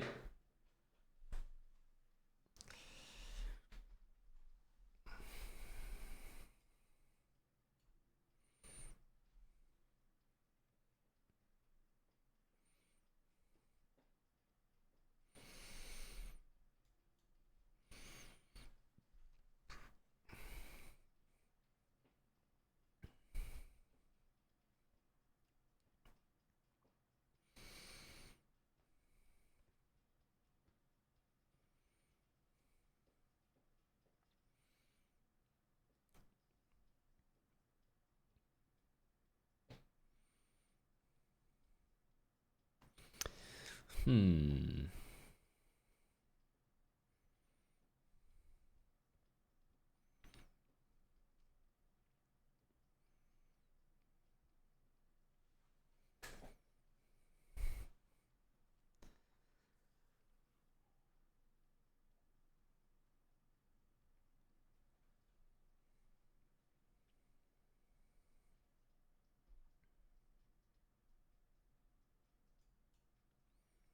Let's bring the rook over.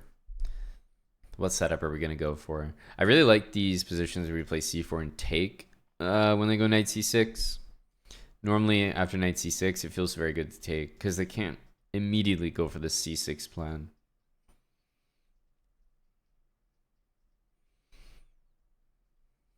Okay, just bishop e7. Very chill. Not concerned at all.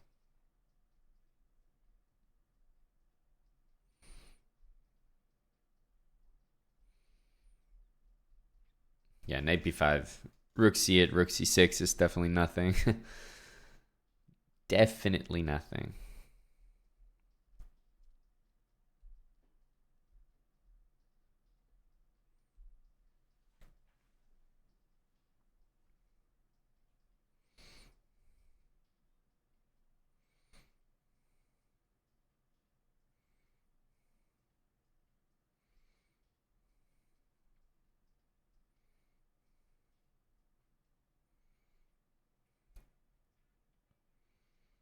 Hmm.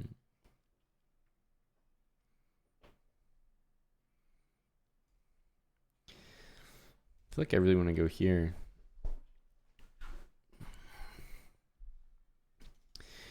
Maybe this move is good. I'm not sure.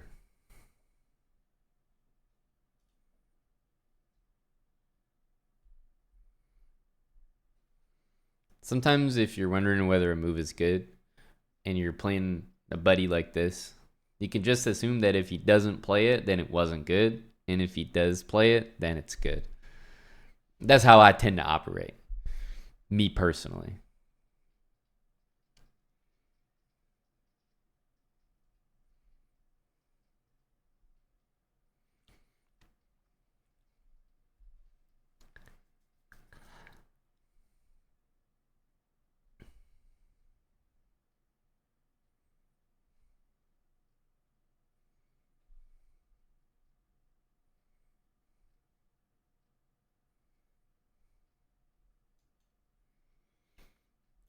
Yeah, queen b5 is not great because he plays it with tempo.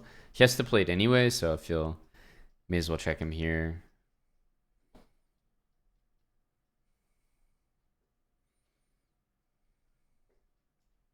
I guess we just develop or something. I don't really know if he can play this. So probably he's going to castle, but I'm going to go here. And then, I don't know, he can do something like b5 there. I have to go here, like knight c4. It's looking kind of annoying.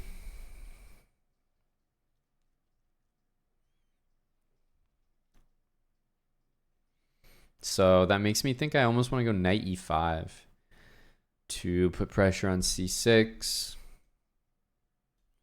And maybe play bishop d3.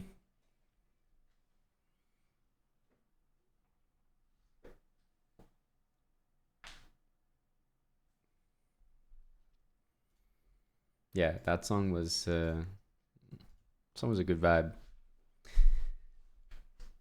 Rook e8. Bishop e2 or bishop d3? Probably bishop e2.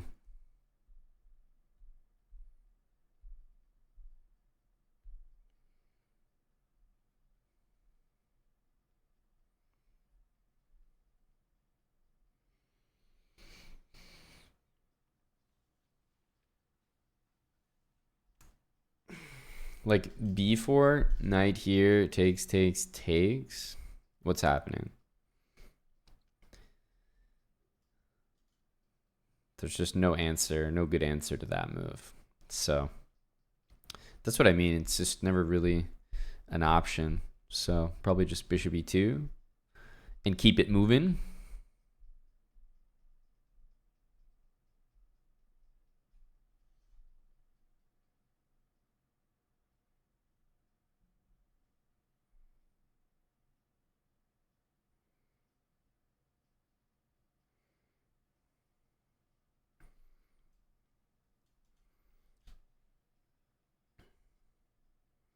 Okay, we got to go here.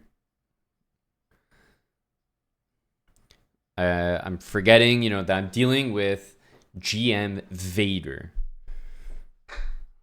So we got to keep it simpler. Why not b4? I'm pretty sure I just said that, didn't I?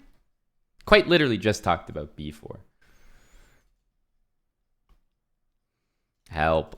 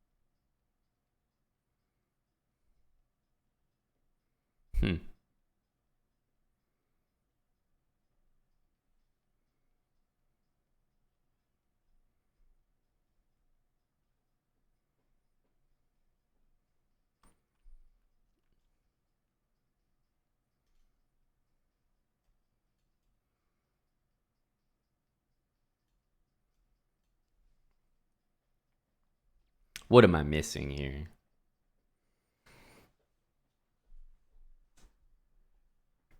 b6, knight takes e4. Not even sure if I'm going to play that. He takes. Okay, so b6 is forced. Honestly, even rook takes a5 looks tempting. Okay, b5. Jeez.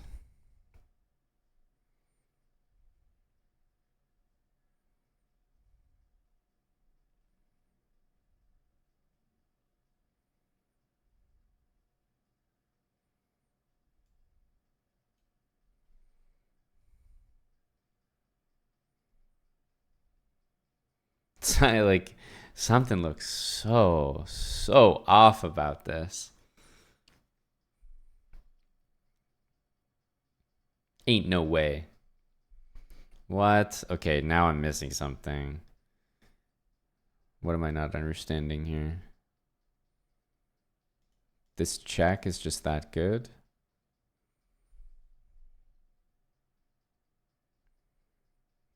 Jeez, but the knight on b7 is like trolling at that point. Knight on b7 is terrible.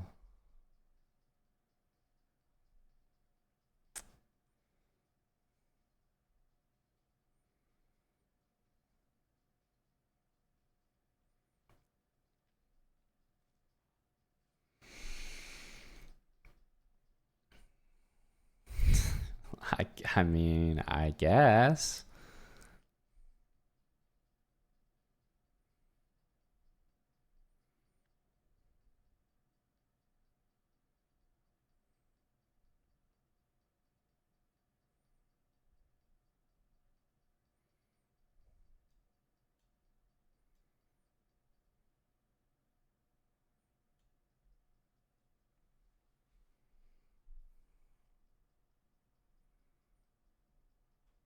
Okay, so obviously material's even here. Knight a5 should lose to rook a6. I mean, you can play pawn to a5, but that knight on b7 is like basically trapped. Okay, but I guess this queen like holds the knight, and then the knight holds the queen. Some sort of like insane geometry.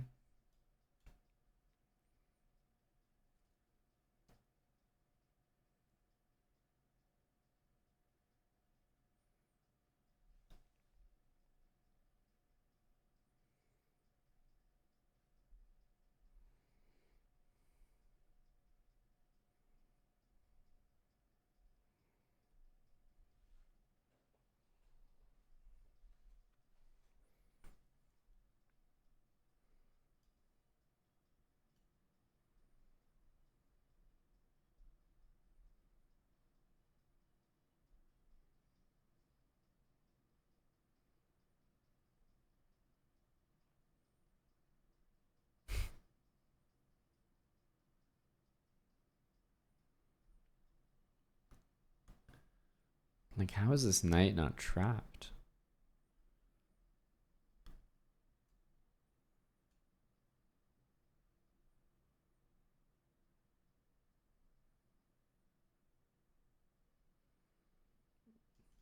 I guess it just gets out completely fine. Something real weird going on here. It's a genius.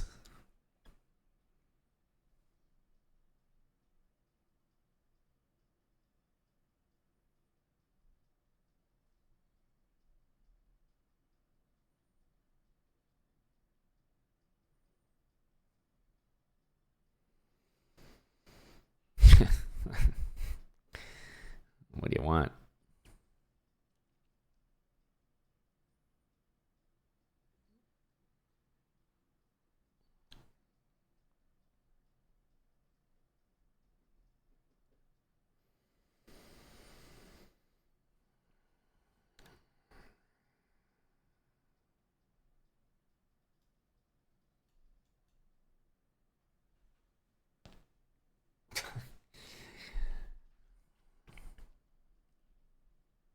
I'm struggling here.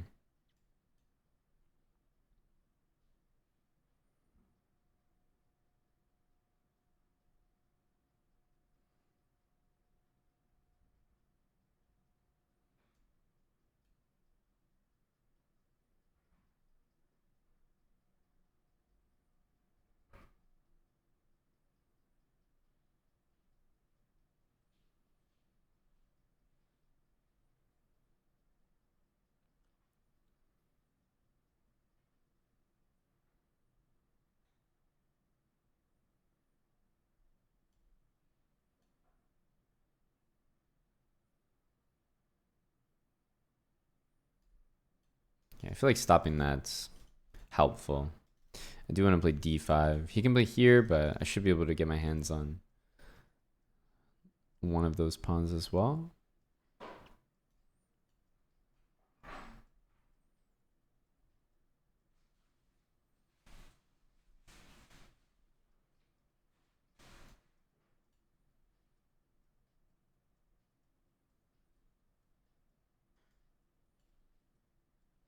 I feel like we have to mobilize this pawn.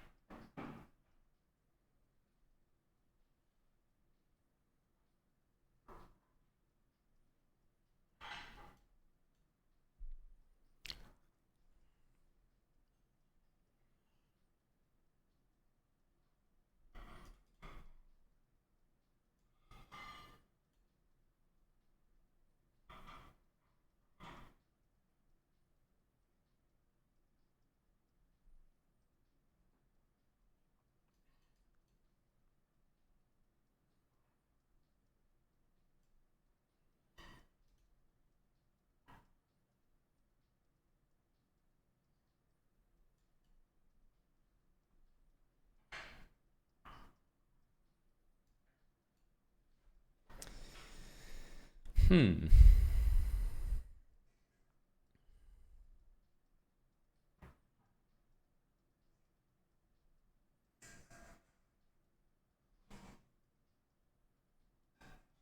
Yeah, that's a very that's a very specific move.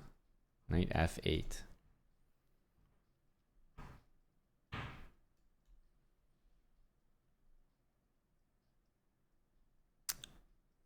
I mean, this is like masterclass material.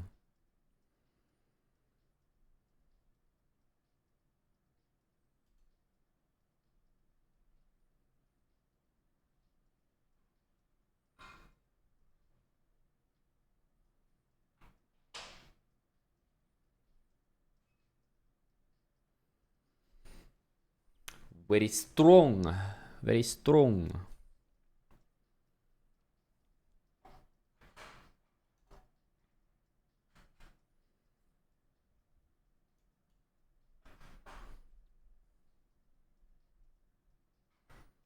Very strong.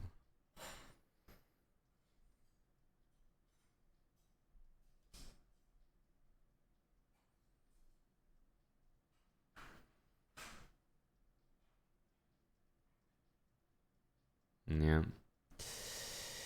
Well, there's not much you can do. I mean, this was like just a murder.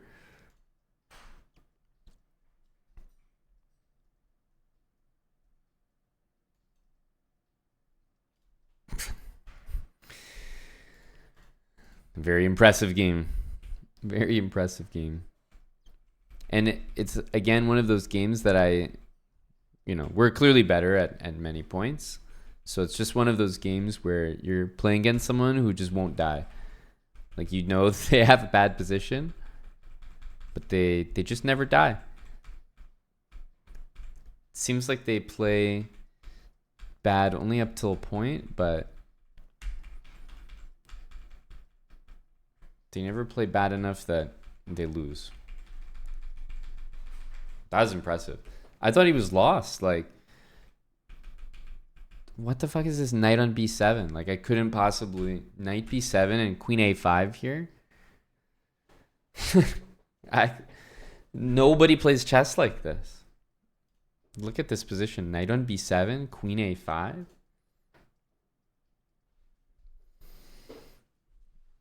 What the heck? It just doesn't make sense. And then queen d5. But the thing is, like, we're just better here. So I'm wondering at which point we needed to play more accurately.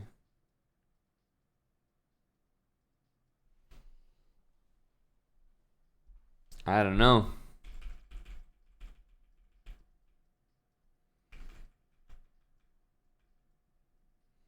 Maybe once the rook gets to be, like, I just assume like this pawn with this bishop and this rook helping should be able to queen, but no.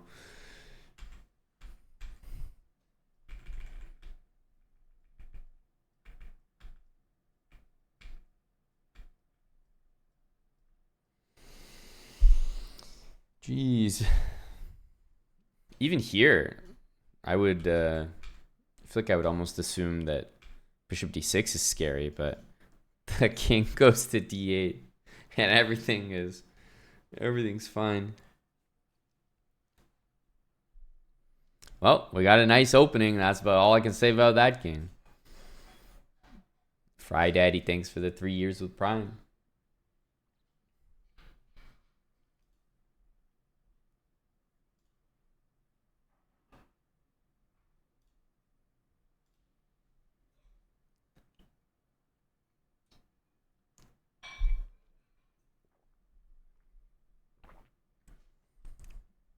Yeah, that was impossible. I think we knew we were done in for.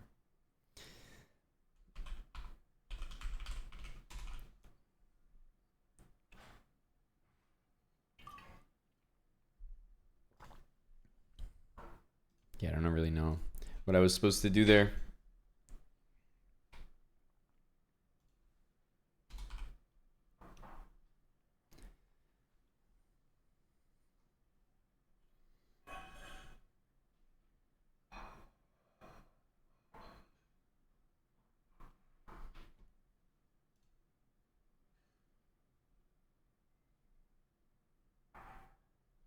Go Chess TV.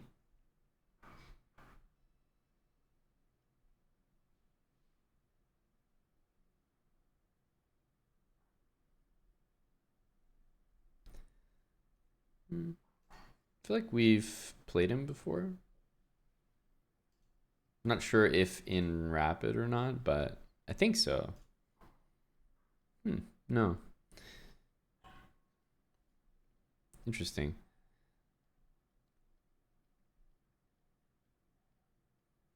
I play him a lot in Title Tuesday, I guess.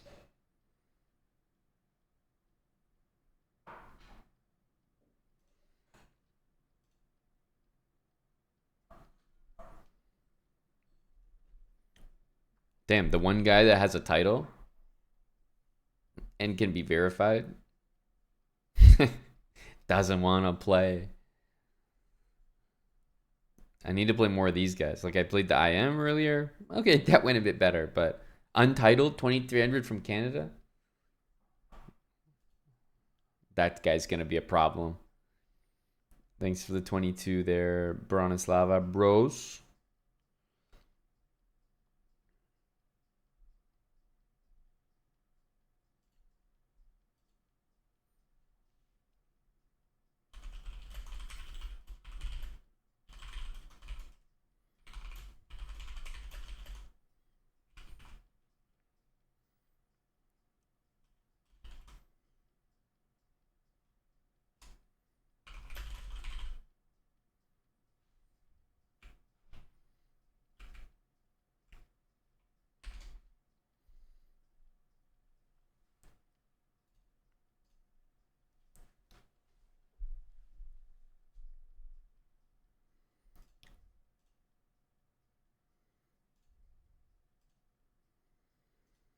Can't find anybody.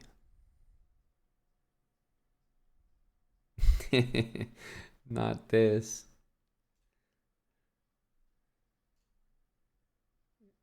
Okay, we've beaten him in Rapid.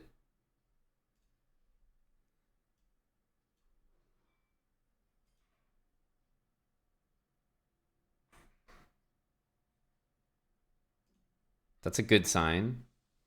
He has an account from 2017. That's another good sign. Now, unfortunately, if we lose, I think I might be out of excuses. So this one's for real. He is green tea for 2. Colombia or Ecuador? My friend, you are on the wrong side of the world.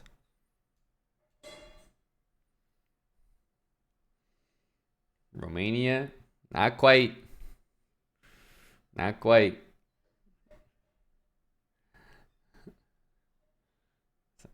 keep trying. There we go. Yes. That's correct.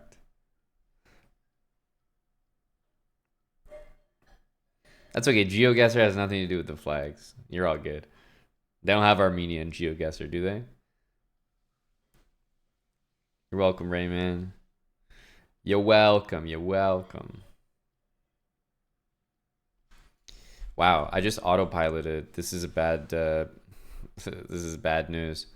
I just played Bishop B7, like talking about flags. I always play Bishop A6 in that position. We might be fucked here.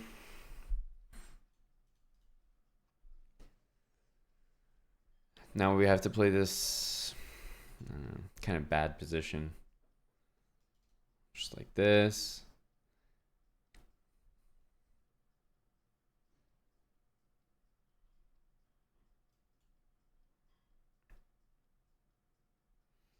Maybe we can play C5.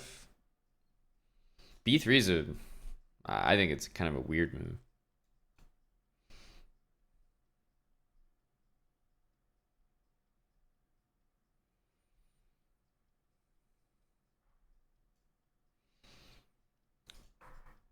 Okay, we definitely want to take. Is E5 a threat?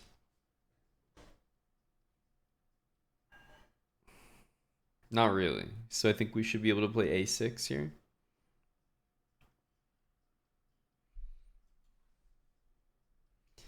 So I think we can start by just taking that. I don't think it's a very good Marazzi bind for him, but yeah, it's hard for me to judge with those bishops off the board, like who really benefits.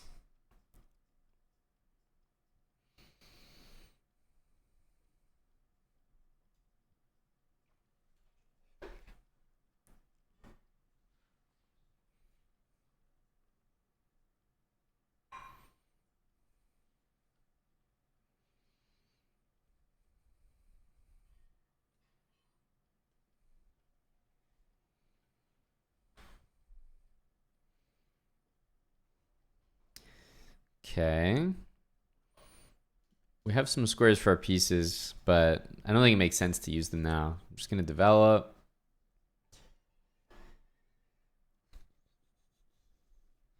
Yeah, I think it's quite easy to autopilot to these types of positions.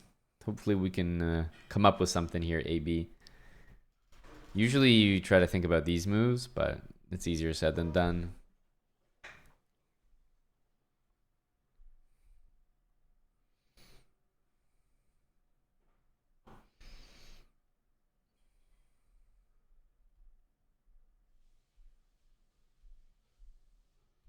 Usually I have my dark square bishop, so it's a little easier to, I don't know, come up with things.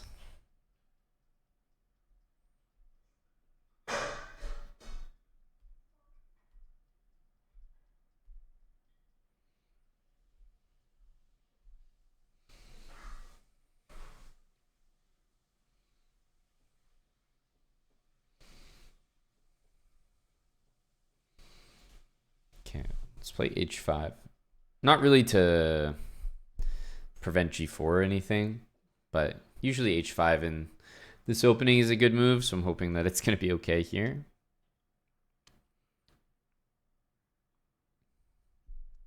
Yeah, I'm not even sure if that's like completely true, AB, you know? I'm just saying that I don't have it, so it's unusual, but I'm not sure that it's necessarily worse. But it's definitely different, so kind of adjusting. Normally I would just like tuck the queen away, but yeah, without the dark square bishop on the board, I feel a little bit more comfortable moving that queen around. And it's on my mind that like a knight g4 move could win a queen there. Like I've been thinking like knight e5, b5 takes down here, and then like some knight g4 at the end. It's not all forced, but thinking of stuff like that.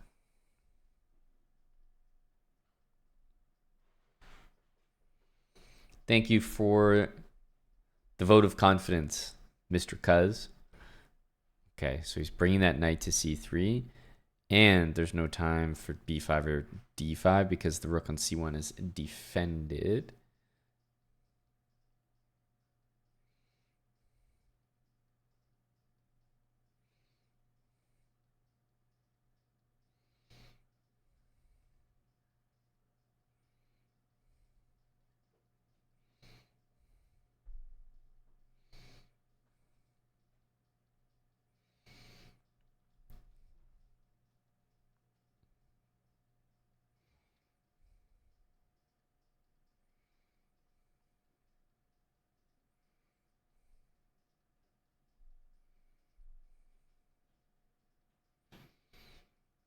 Okay, so knight c3 is happening.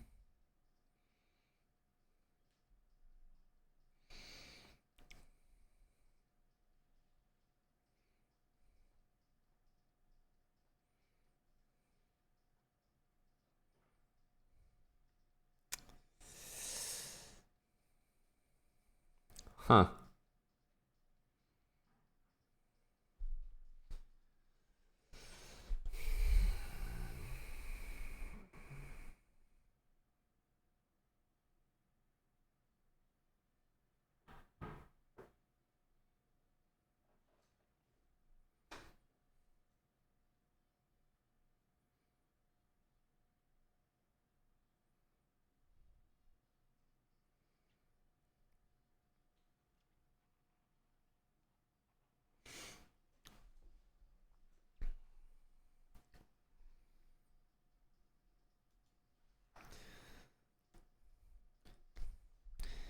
Maybe maybe e5. Yeah, and e5 knight c2, b5.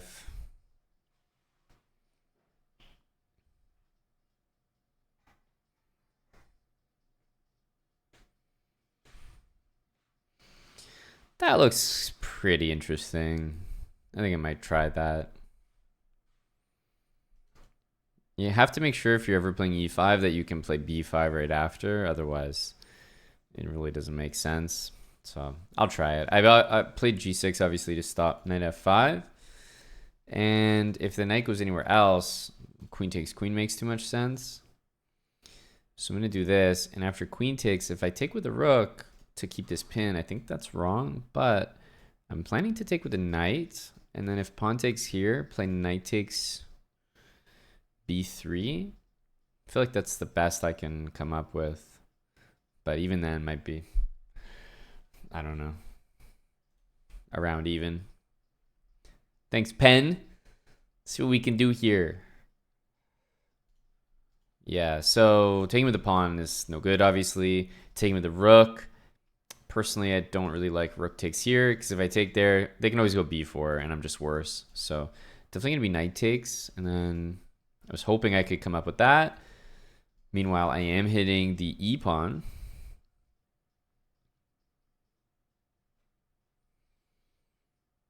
So yeah, even though I'm like, this is a great example of if there were dark square bishops on the board, I would probably be unhappier.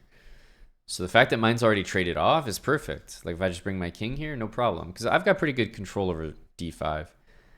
And even if he finds a way to like bring both knights there, I'll trade twice. And I have a knight against bishop position that might work out.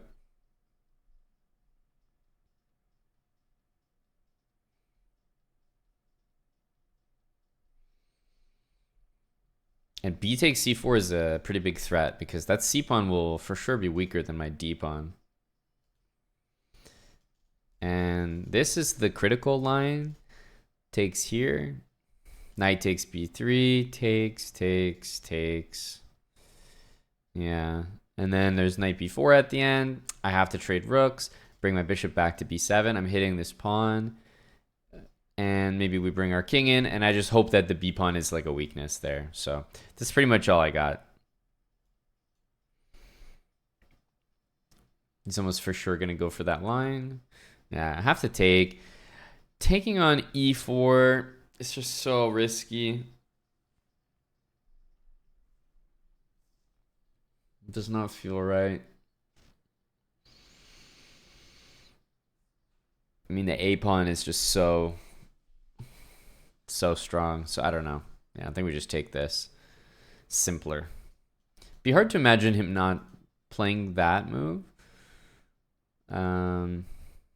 Yeah, I really want my king on e7. That'll just free up my rook and everything. Yeah, so of course he's playing this. And yeah, sadly I don't have a choice. We got to take. But the nice thing about my bishop is I can bring it here and it'll kind of like dominate the knight a little bit. And it does threaten the pawn, so that's kind of nice. But he's got this one coming next. Maybe we can play rook b8.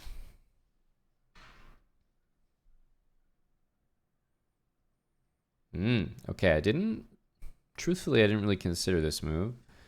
He wants to advance his b pawn after.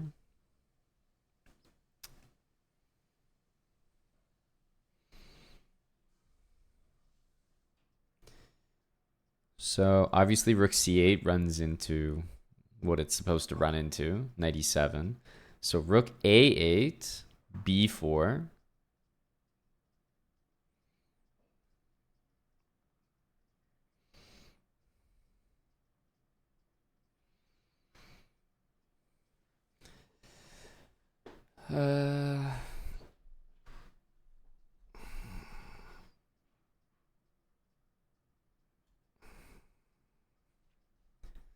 So b4 takes, rook b8.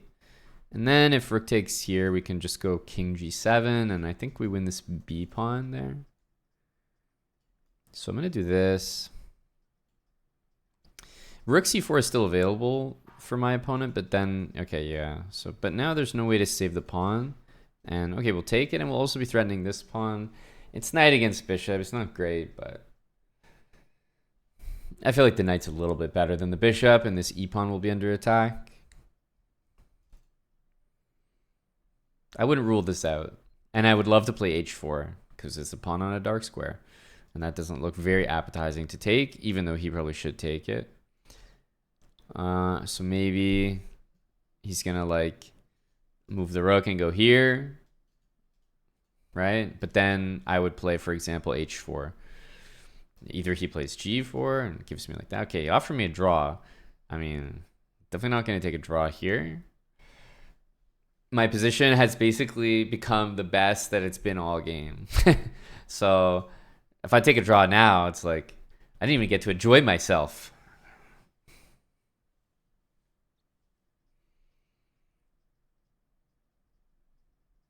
But also, like, it's not just if this pawn was on e3, I'd be like way more likely to agree to a draw. Like, in fact, I probably would just take it.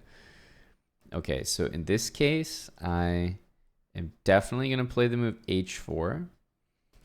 Just going to play that for I really need to get that in before he plays h4 himself, so that I can jump into this square, or if g4, I can jump into that square. So that's a very helpful thing for me. Because, for example, if g4, then I would wager even the positions where the rooks disappear are also better for black. This is my one chance to try to outplay with the knight against the bishop. So I can't just agree to a draw. I finally have something to do. Okay. I do have to spend time taking this pawn. Am I concerned about that? Just rook d5. And we just have to take it. Yeah. I'm not going to go knight h7. I realized I'm going to go knight h5 and then knight f4. Yeah, he doesn't have enough time to kind of react to that. So let's bring the king in now. I would love this knight on e6. That would be the best.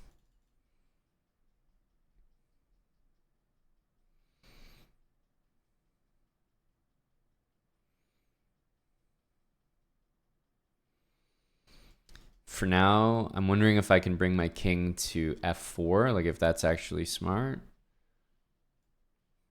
Just going to try it. Here we have check. I think we can do this because I have knight h7, g5 to defend that pawn. And he's always threatened with this. So like rook d6, for example, won't be too useful for him. Start with this check, and then we'll go here. Now we have this defending that. I mean, not right away because there's checkmate, but in general. Depends if he really notices this. But yeah, even if he does, maybe we can like do something like that. Okay. So I feel like he's kind of noticed that. So I'm just going to start like this. Okay, he's definitely noticed it, which means... what do we need to do?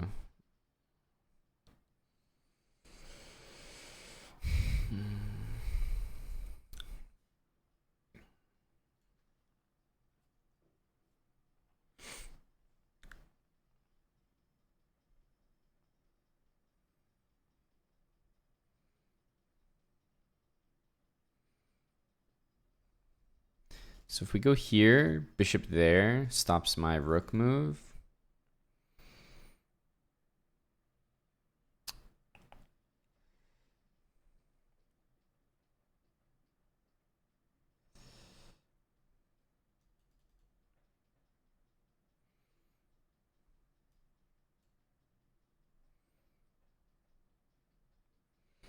Okay, I need to reposition.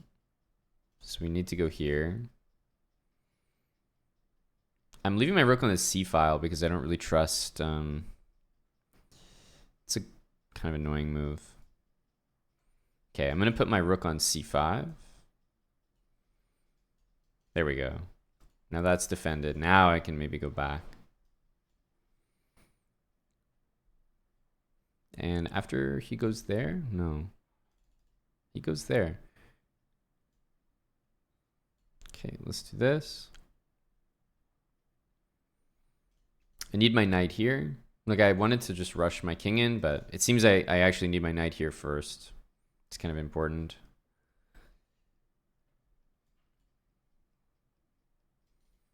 It's going to hit the pawns. It's going to tie him down in a very, very strange way. And then my knight gets to that square. Okay, he's kind of desperate here.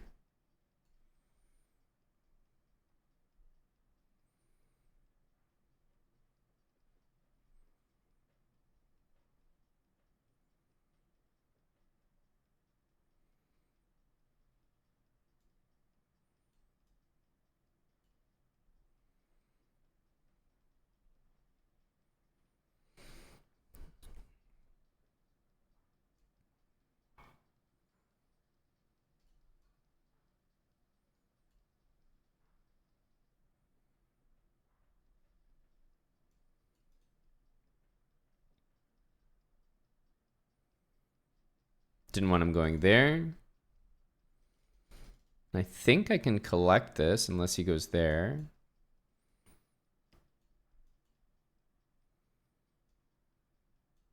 No, we go up to f6, of course.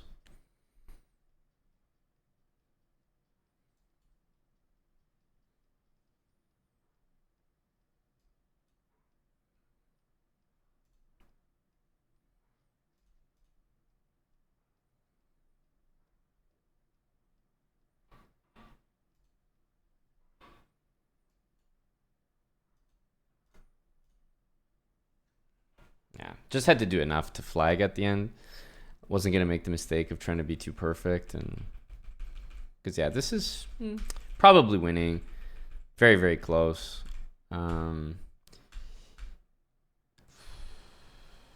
Yeah, I guess with my king like this, I could have just pushed, but I wasn't really sure what was happening here.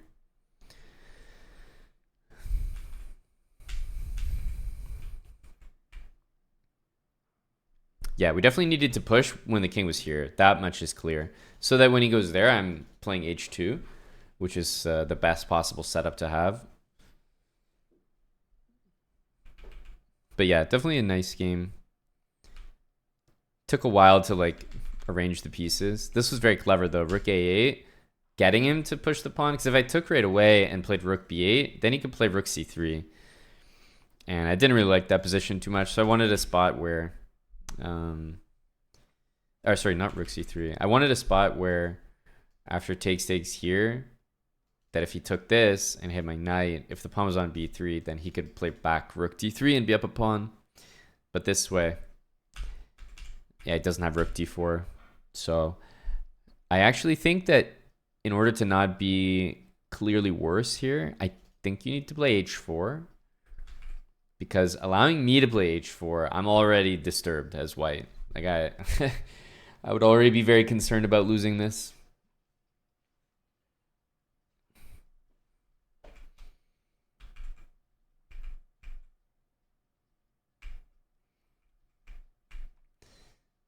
And then the only way to like make progress now, unfortunately, I had to like undo my king. Then bring the knight in. But yeah, we pretty much did it perfectly. You see what I mean? Because we're stopping bishop c4. We're guarding our pawn. This will tie one of his pieces down there. And then we can maybe go knight e6, knight f4, rook there. It's getting better and better. Chess Ninja, thanks for the gifted sub, buddy. GG to Edward.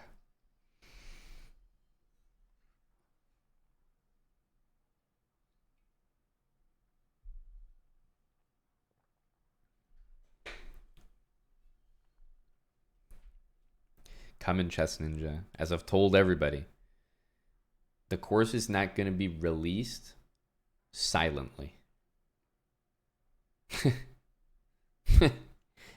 Trust me, you'll know. I'm not trying to release it on the low.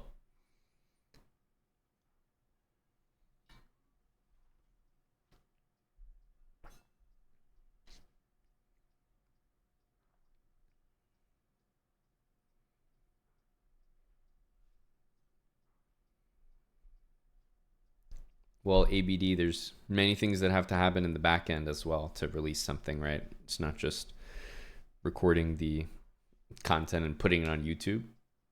It's a little different. This is the, equivalent of like writing being done writing your book, but then like, there are many steps to go before it's just like in the bookstores. But the book's done. But there's a process.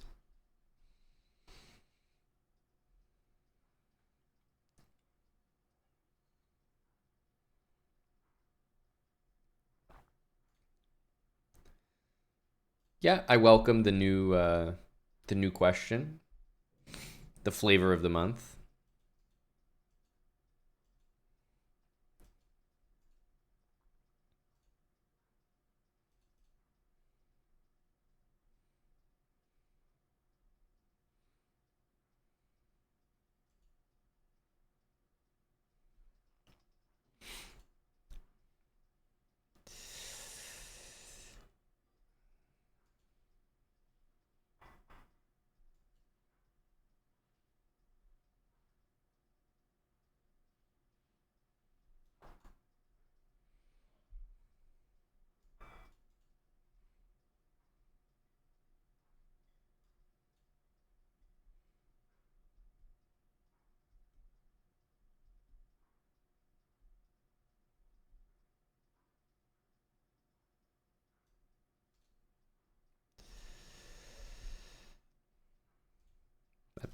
That was fattest mouse slip ever, but maybe it can somehow work.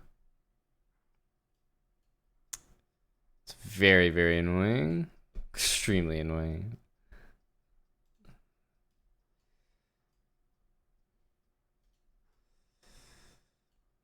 Such an unfortunate mouse slip. It cost me so much time.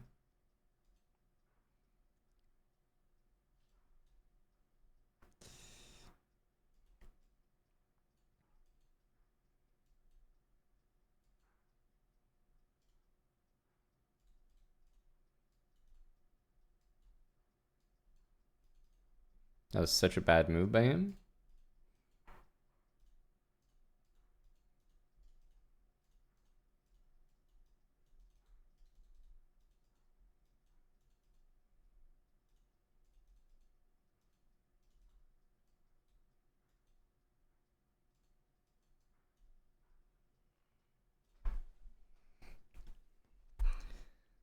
Okay, got it done.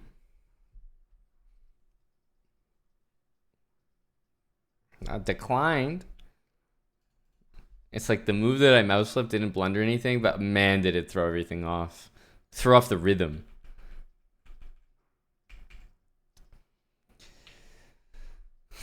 Not a sweat. It's true. I'm dry. Feeling good. Not a drop on me. Hey, Thomas ran away. Get back here, Thomas.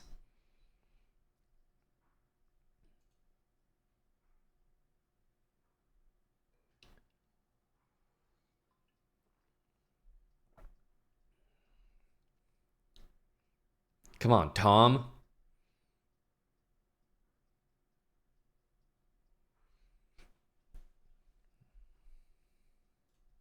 Get back here, Thomas.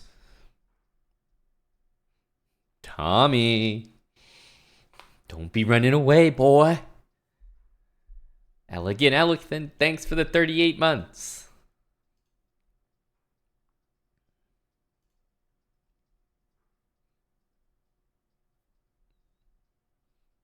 No adjustment needed. I wouldn't necessarily say that. Thomas, you can only abort so many games. You see? Thomas did want to play.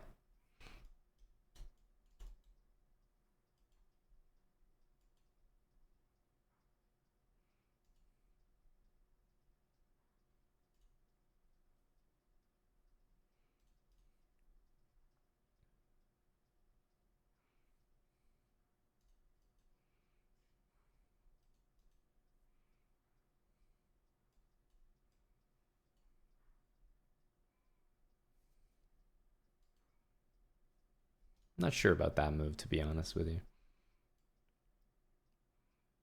I didn't realize that defended that. That's actually a problem. Big problem, to be honest with you. Yeah, I don't know how we survive this. We need a friendly move from him. I think we kind of got it there. What the heck? That was so nice.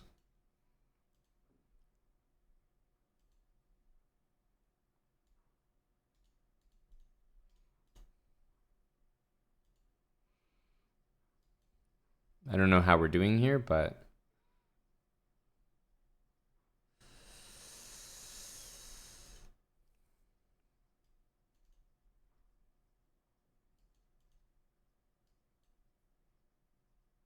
yeah.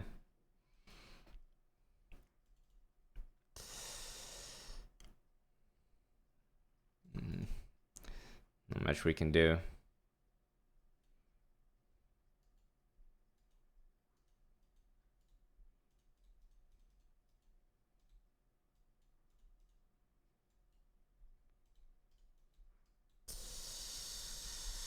Yeah, too difficult. Only just. The comebacks are like crazy against Thomas. But that was off the back of a very, very bad position. I'm not sure what he was doing. Trading queens like that was so good for me. Just kind of bailed me out from. I was in trouble after d5. Tommy's always just a one and done. One game, that's it. G Madrid, thanks for the 33 months. One game and gone.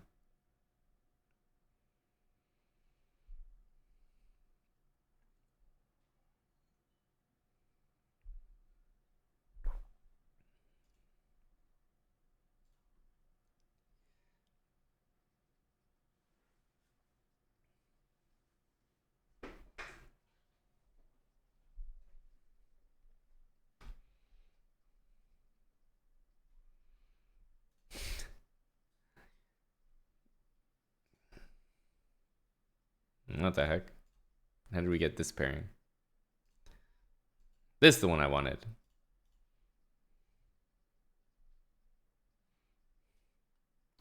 Could I beat Chess Ninja with no bishops and one knight? No bishops and one knight. No. Of course not. Why? Is anyone betting against it?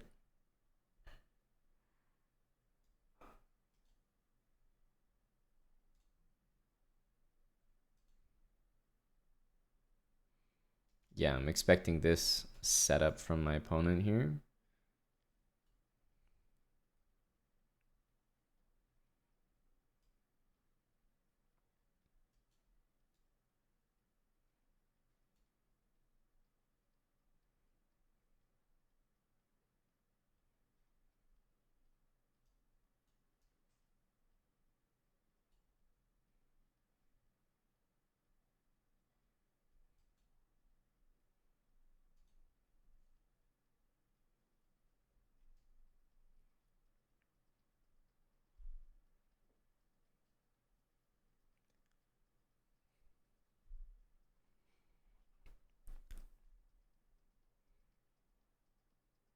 Not a chance.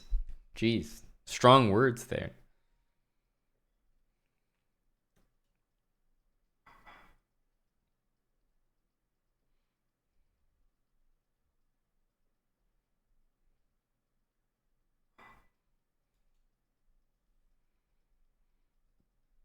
Wow. Totally blind to that move. I guess we have to go here. Nothing else to do because this just loses, so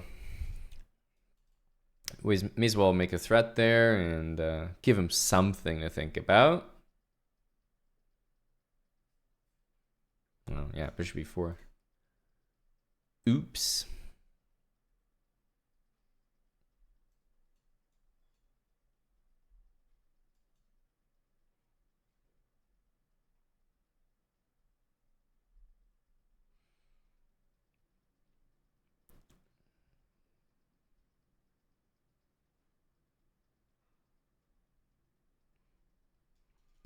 Takes, knight d6. There is bishop f3.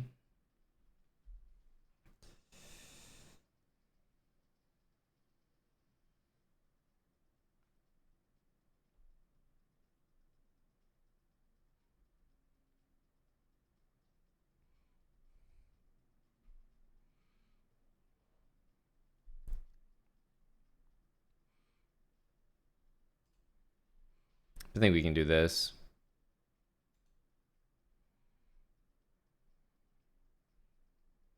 I don't know. We got 2 pawns here. Another one's hanging. It's not crazy.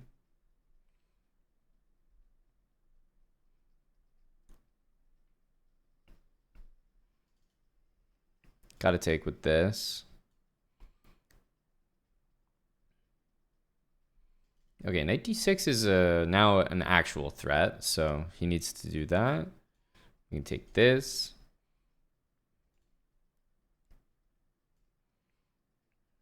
So bishop here, knight there is the plan. I don't know that we're that bothered by that, though.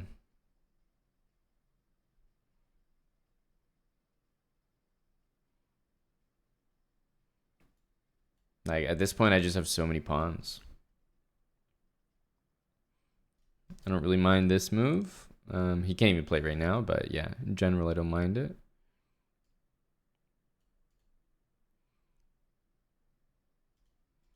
Maybe could take that way, but yeah, probably not necessary. He's probably going to take and go bishop here, if I had to guess.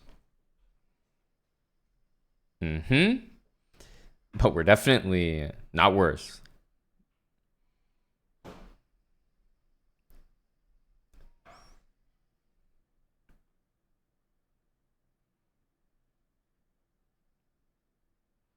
Yeah, d5 looks quite good.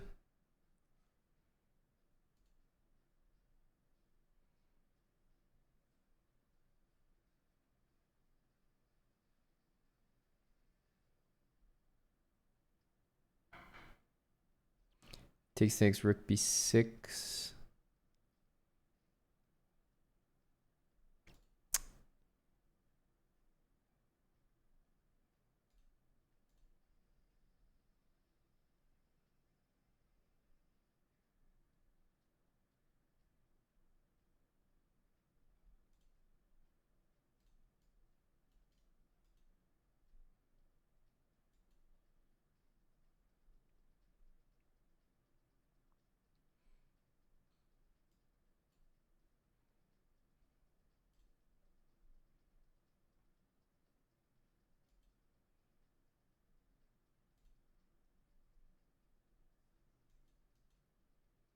Oh, could I have made a worse move than that?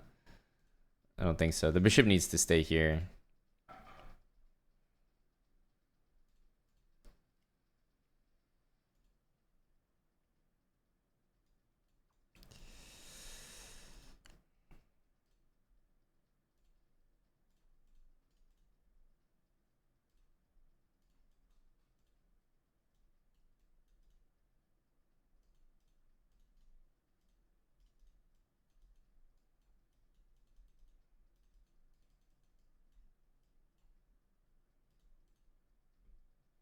Nice.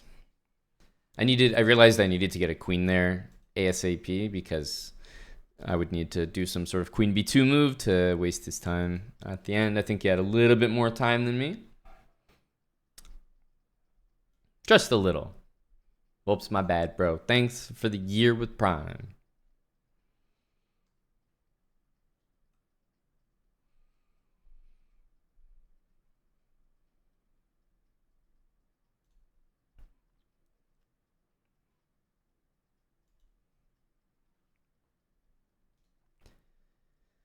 Okay, bishop e3.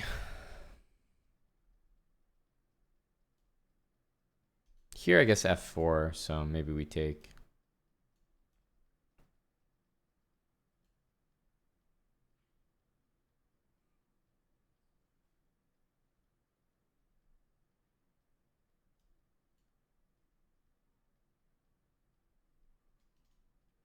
I wonder, yeah, it's going to be long castle. We'll long castle as well. Rook here. Hello, Tim. Good afternoon. To sub 1500 Tim. Rook e8, queen g3 actually looks a bit annoying.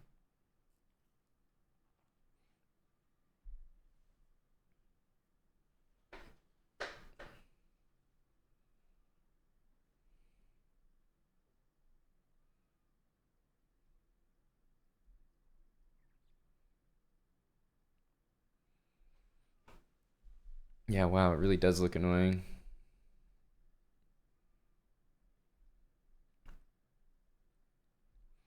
Rook e8, queen g3. Ugh.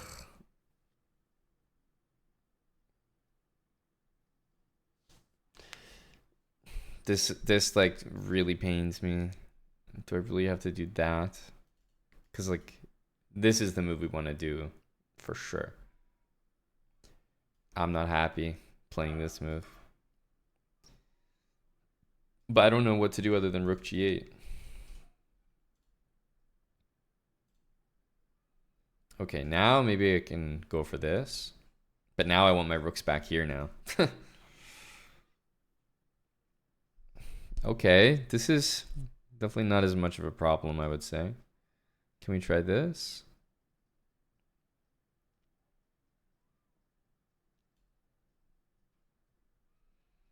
I don't know. That's something.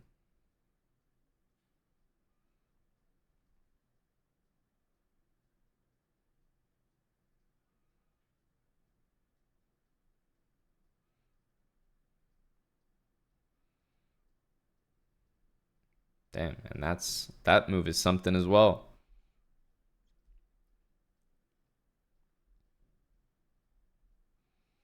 Ouch. I don't have anything here.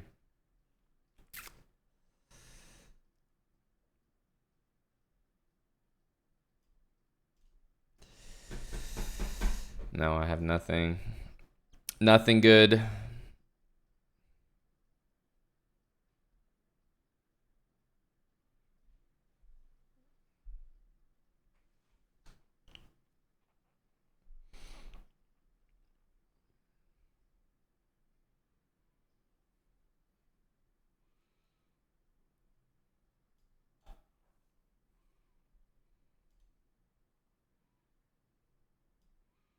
Do we just go there?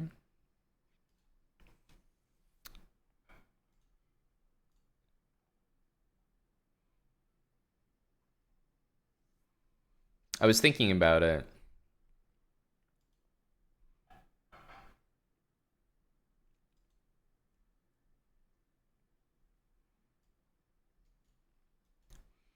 Yeah, b4 we're gonna have to take. It's not that bad though. Rook h5.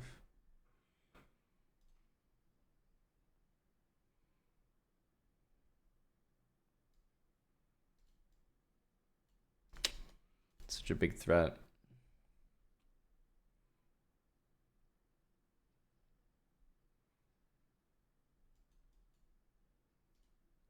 I was not expecting rook takes. I'll tell you that. Wow. Oops. I think we might have had an opportunity there.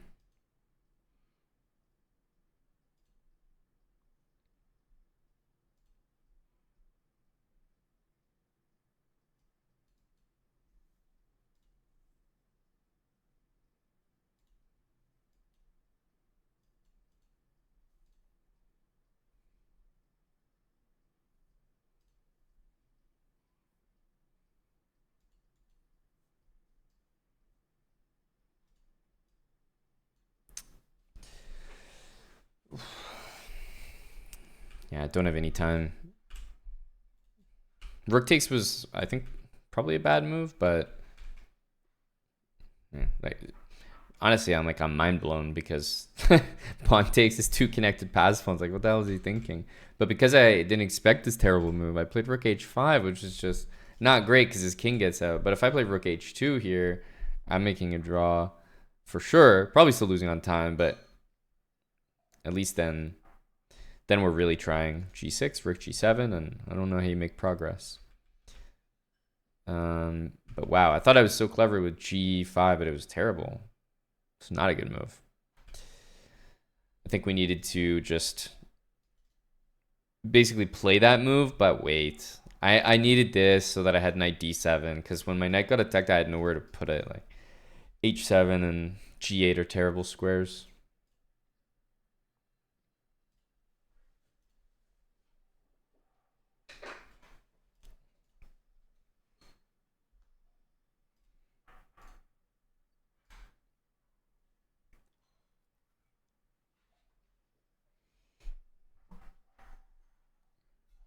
b5, b4.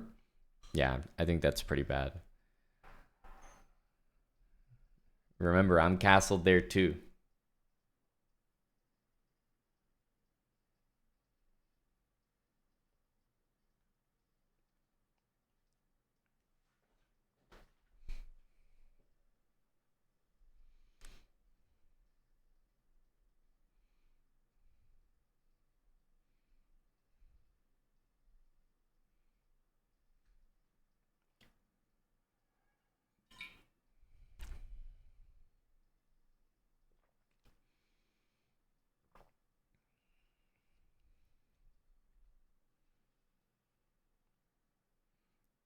Wow, Chess Ninja, you're really trying to get to the bottom of it, eh? I see you there.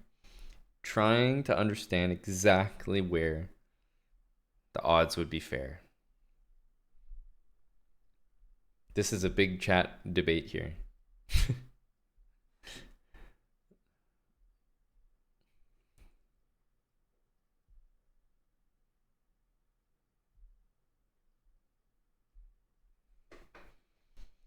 The pieces are very functional. I'd rather play without like my queen and rooks and shit, you know? The minor pieces are a big deal.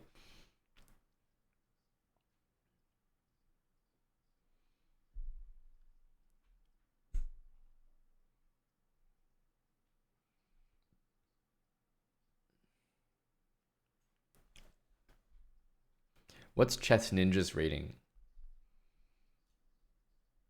That gives us an idea, you know, where the guy is in life right now.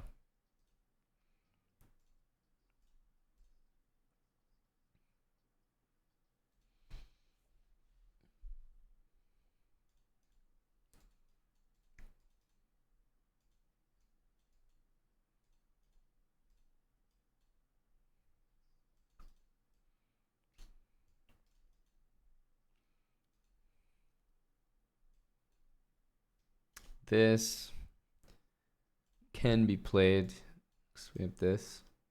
Ah, did not see that. Okay, yeah, that's terrible.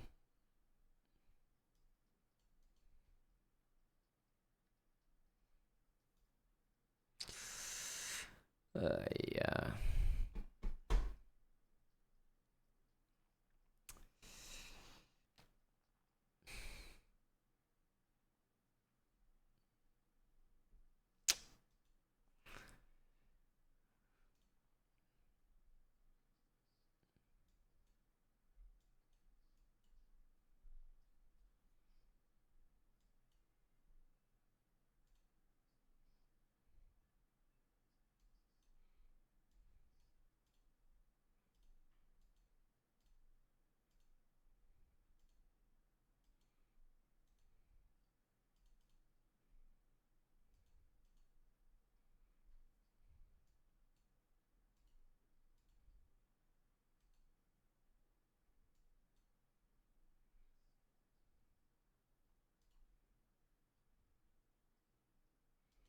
Wow. Taking it's impossible. I have to give this check.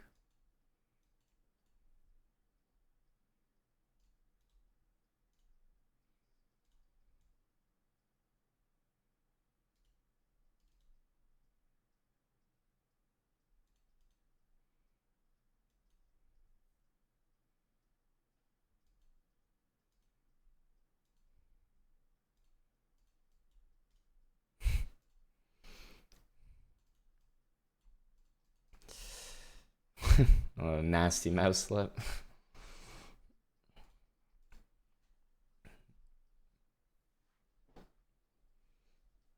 You want to win? I've been delivering quite a few of those. Whoa, did we see that? That was like, the lag was here.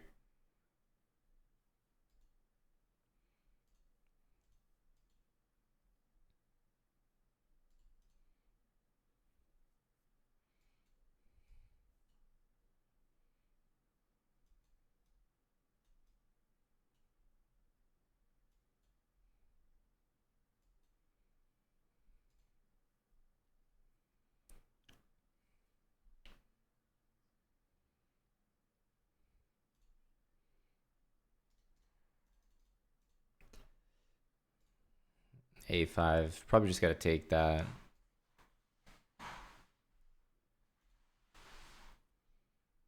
Rook A1 would make a lot of sense, to be honest. Okay, this is hit. He has king there, but we have this. Thanks for the 5 subs, Chess Ninja. 5 Twitch subs. Bishop and knight mate at the end. Jeez. Okay, that's a lot. Are you sure those subs were not pre-payment on, what's this guy been doing? On our big match? 3 pieces.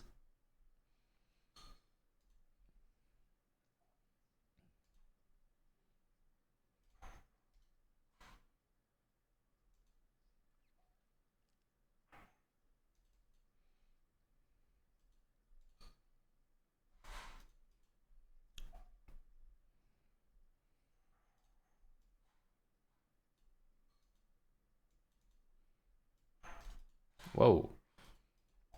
That is a big mistake.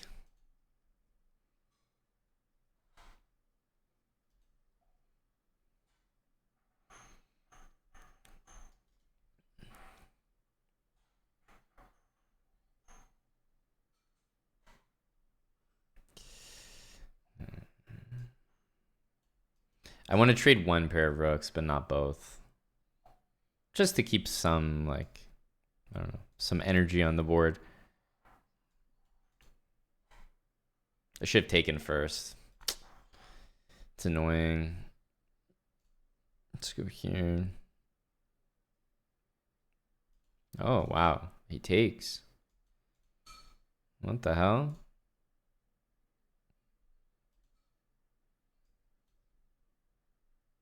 That's a little annoying. I shouldn't have allowed it. Nah, we're just coasting here. We should be able to do this. Goes there. Just push. You know.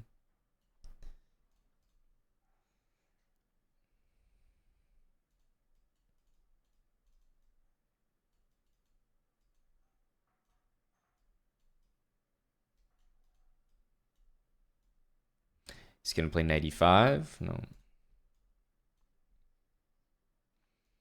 Give me the knight h5, 95 line. No, there's knight f8.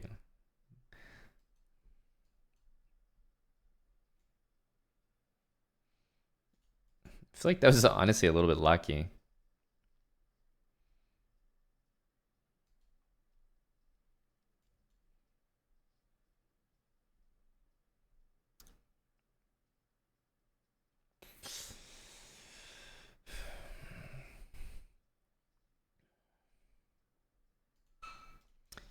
B4. Okay.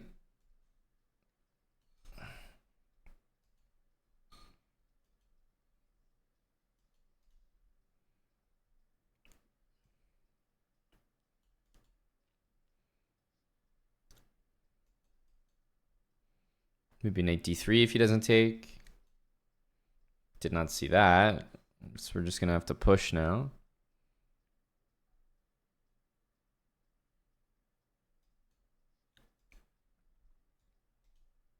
Holy. I did not see that. Rook g5.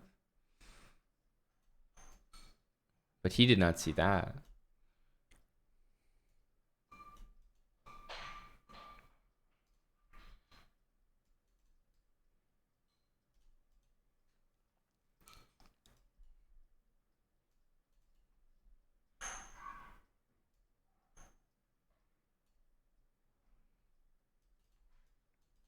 Just keep things simple.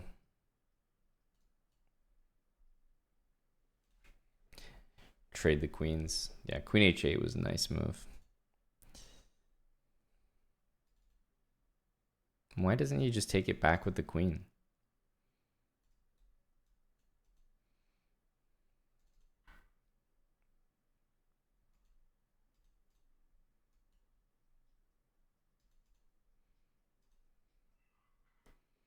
Instead, he just plays these like positions where he's down material.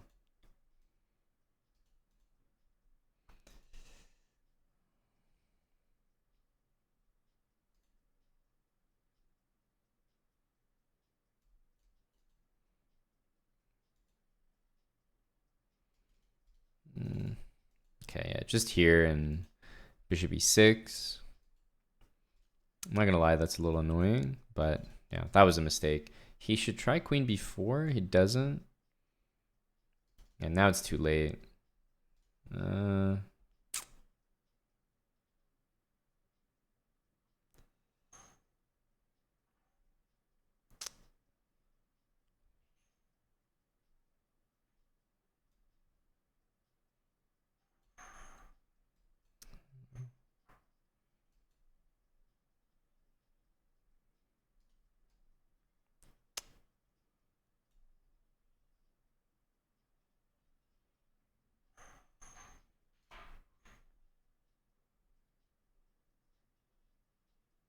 Has to play queen a1.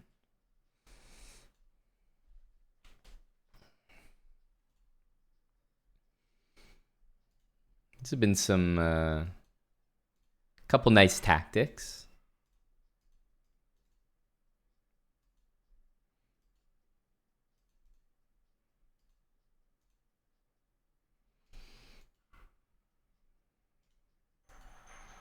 If he takes, we take with the pawn and the knight's almost trapped.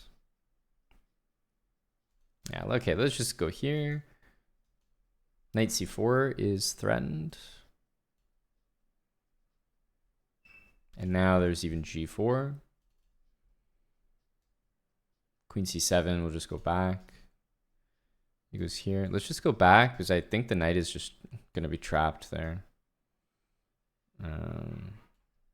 So we're going to get g4. I'm definitely surprised by that.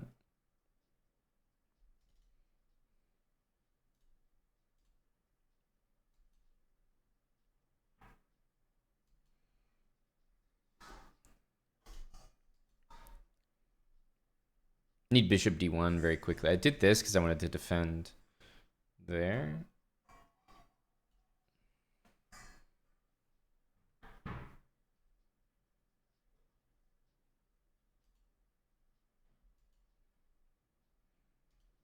Actually, yeah, that's not really not really what we should be doing.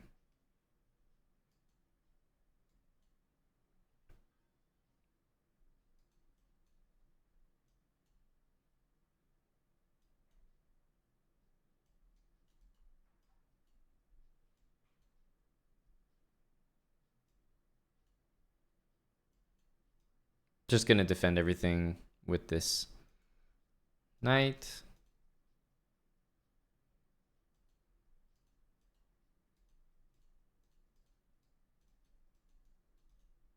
I need a check. Check is just one check is all we need. Hey, bishop h3. Some appreciation from Salty there. Yep, figured you would like that one, buddy. Usually they go knight d2 here. Knight d6. Kick this guy out. Definitely play g5. Normally I would take that way. Let's put that knight there. Okay, definitely g4. Is he going to play e4? King f2.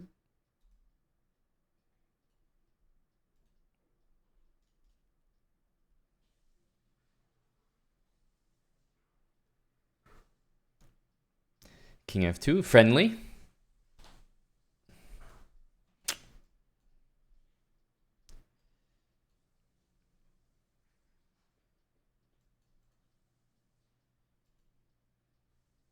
thought he was gonna go rook c2 and realized he couldn't do that. Yeah, g5 is the way to go to undermine those pawns there. Maybe he'll do it again. Bishop f5 here.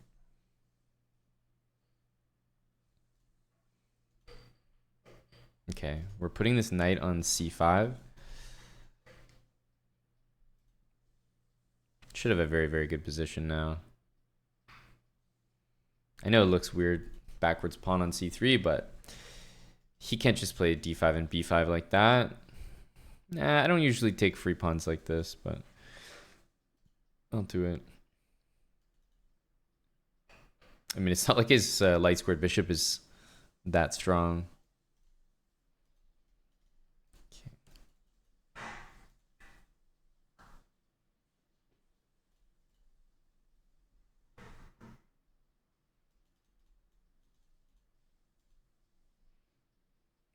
Boring. I don't want to play have to play b takes c6. If I don't have to. Just go here. Interesting.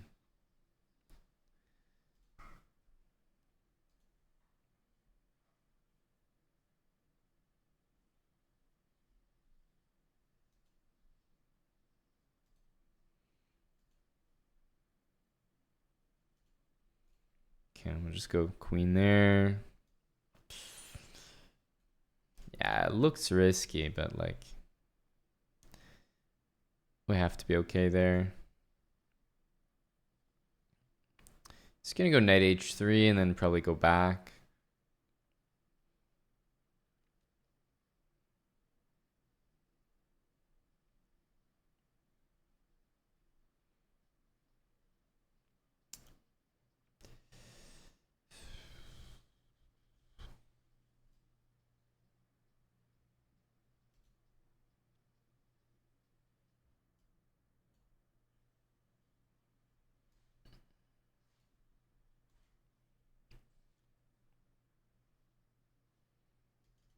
Take this way.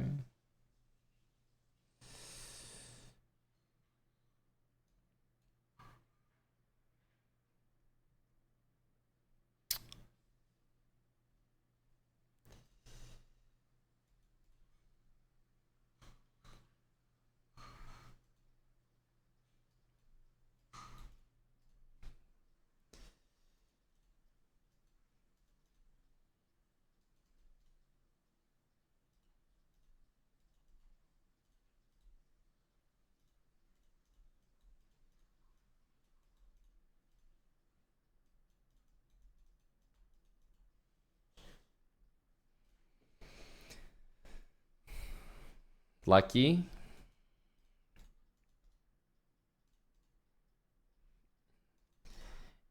Nice and lucky. I always like to play like this once in a while. Feels carefree.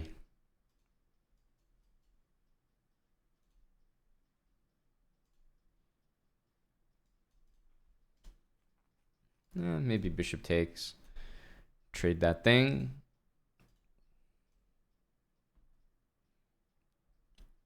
I could see him playing bishop h2. Okay.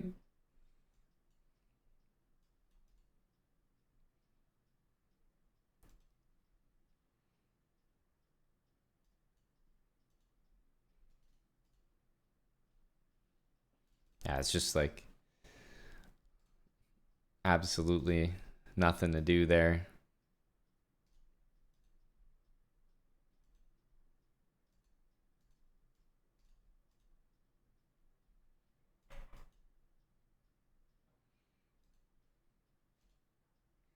Okay.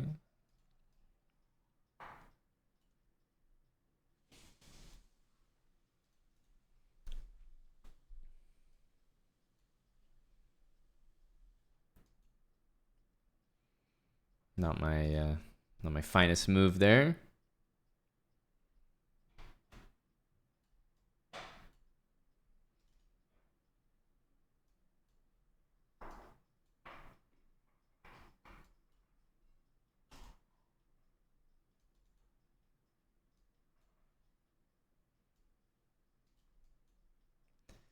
And then rook d7, we have rook f7.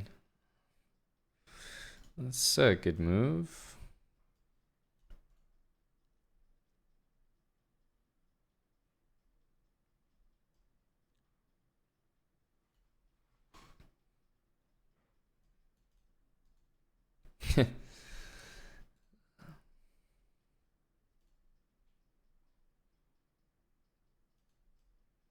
Can I afford another kid?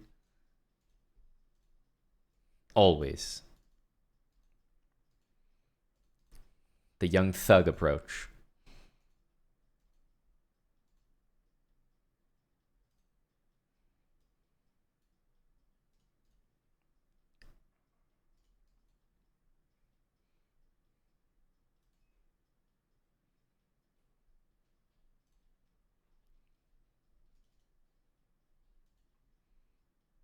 Okay, we have e4 though.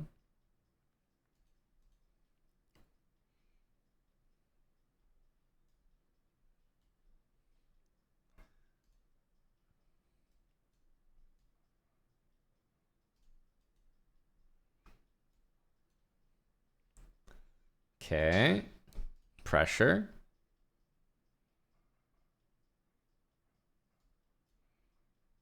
Rook e8, I want to go there. This looks really annoying. I think he's in trouble.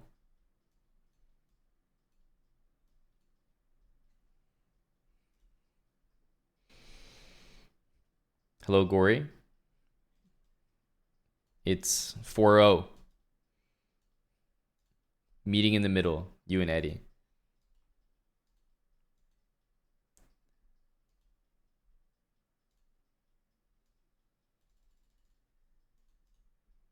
Okay, I guess back. F5 then.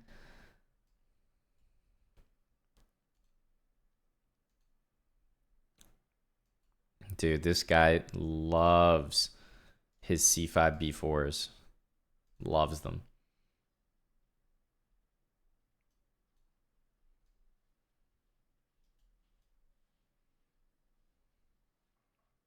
Yeah, it's not actually checkmate here, but it's still the right energy.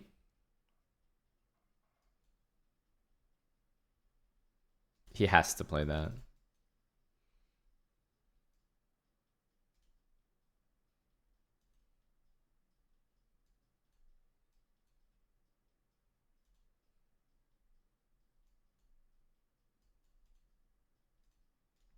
It's a soft move. I could have taken it.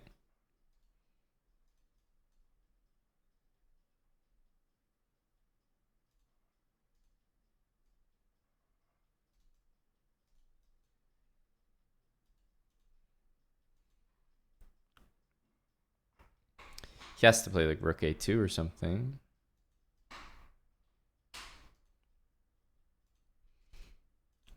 Okay, can we just run the h pawn now?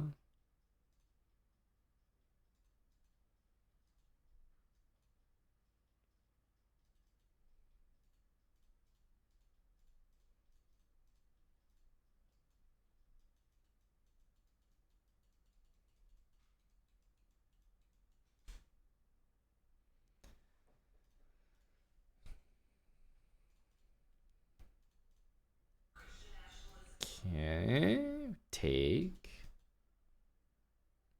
This is the plan.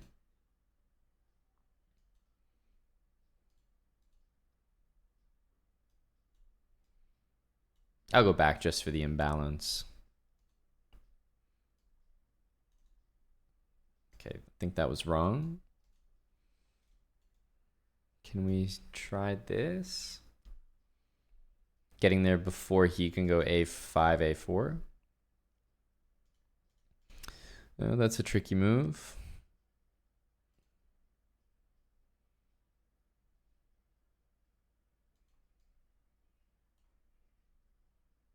e5 is hanging. He's got to go f6.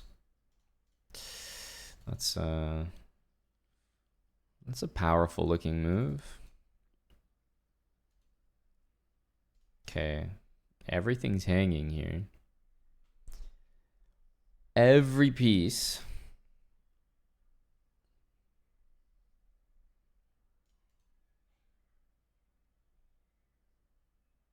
I'll just take it. I know this is hanging, but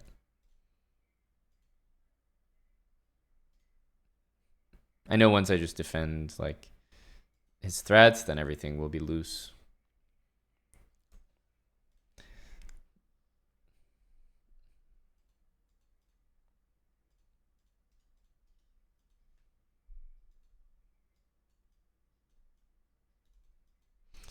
I don't know if I like that decision.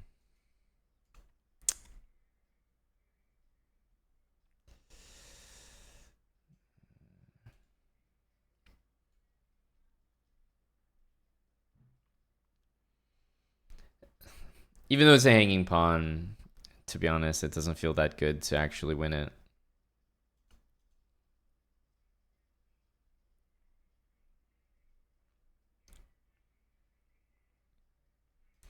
It's kind of a gross move, but I need to develop.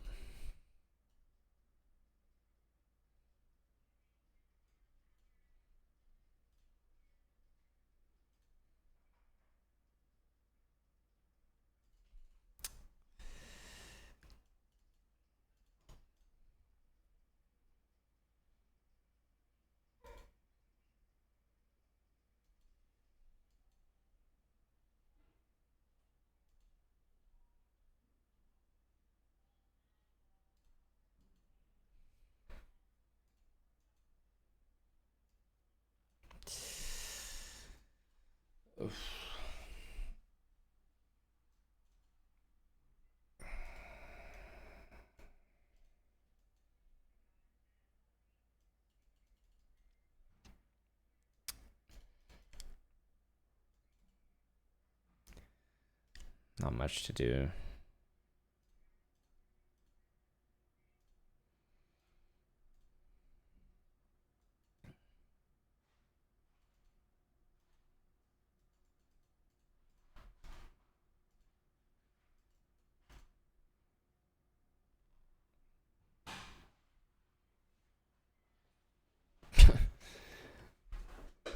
Okay. Interesting. Tap art Jack. Thanks for the 108. What was the trick? You were referring to that game where I played Rook A5? Or which trick did you mean?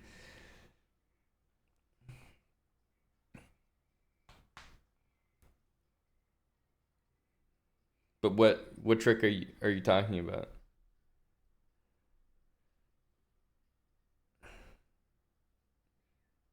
C4? Oh, well, I mean, if I take it with the knight, he plays knight takes C4 and I lose my rook on A5, right? I didn't take with the knight, so I didn't fall for this trick. You're just trying to set up some funny, like, discovered move of some sort, discovered attack with the knight, and C4 just kind of muddies the waters with that tactic in mind. But I don't think it actually worked. Tricky doesn't necessarily mean it works. It means like probably doesn't work, but like I have to think about it to make sure. I never bishop and knight checkmated. No. Sorry, Chess Ninja. A letdown. Yeah, -7 for that stalemate. Okay, he was much lower rated than us. 2300s.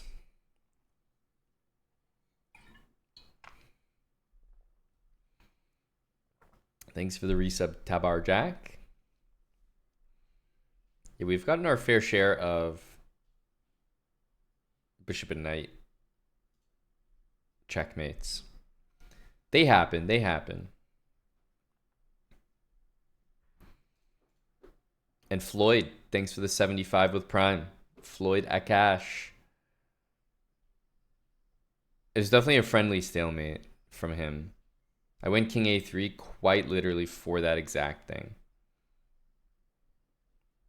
Hey, hopeless pawns. My hope is tomorrow, but yeah. I can't control everything with the release of the course, so it's all complete. It's all ready to go. But we need to get it on the store, Get the pricing, get a YouTube video out about it. Takes some time. Hopefully by the end of the month, my friend. My plan is tomorrow. I'm going to be finishing up a nice YouTube video for it so we can release the YouTube video at the same time.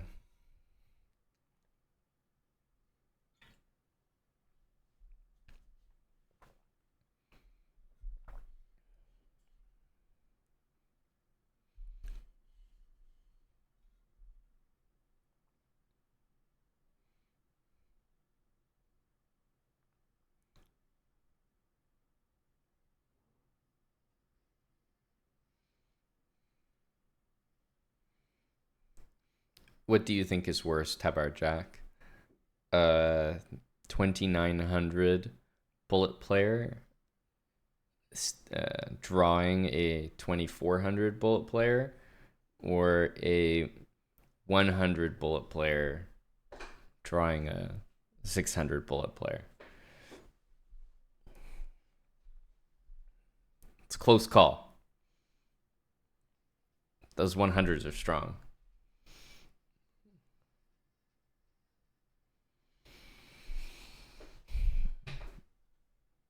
Are you talking about our 3 pieces thing?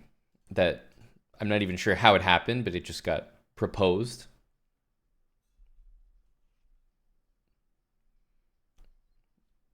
Is that just the are those the odds now? That's what it's come to be.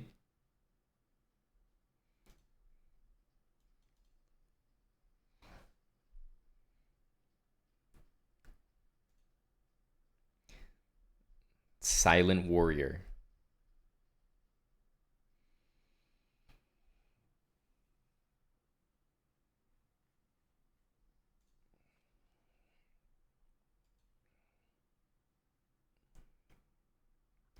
Bishop G4. If you take, I feel like we can take here.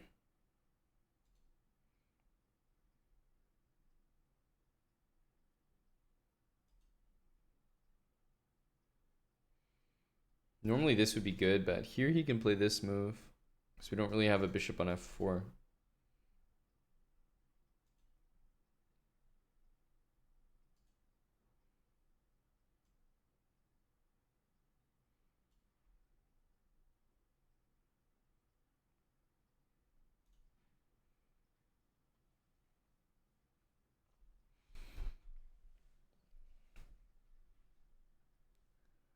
Okay, not much going on here.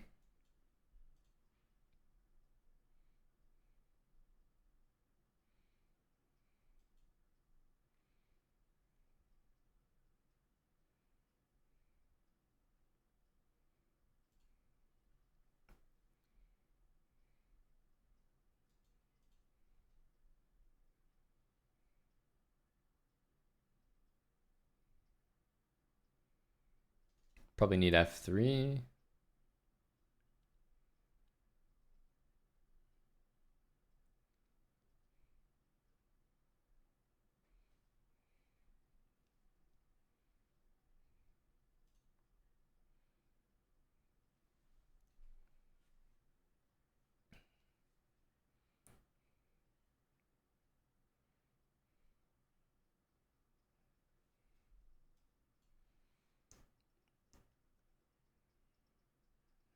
Yeah. Maybe I should have played G4 first. I don't think it really matters, but I think it'd be slightly preferable.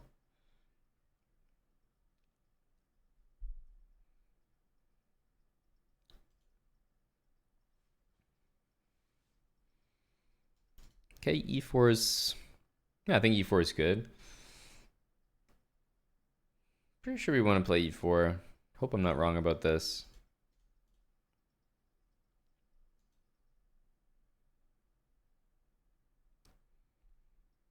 He's probably going to take and play Bishop G6.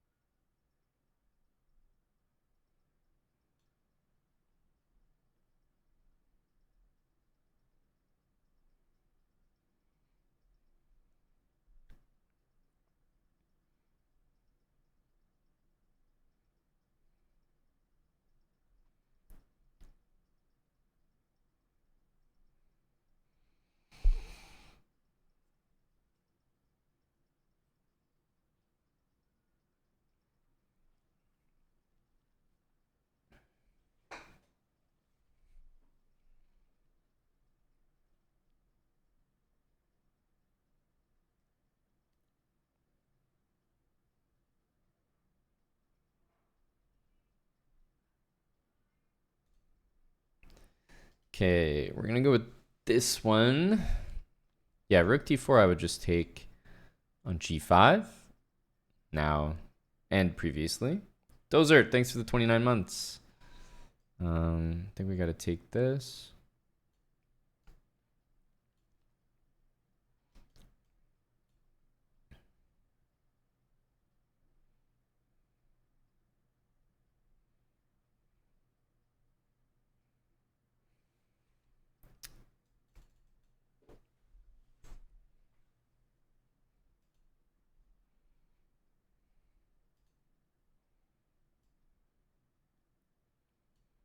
Okay, knight b5, knight e5.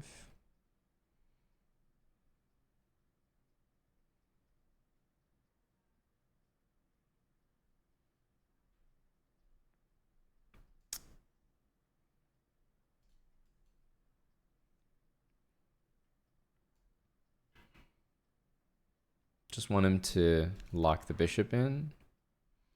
He won't do it. Smart guy.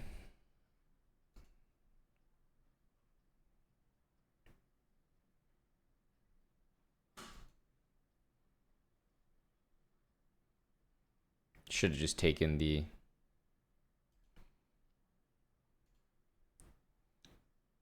knight while I had a chance.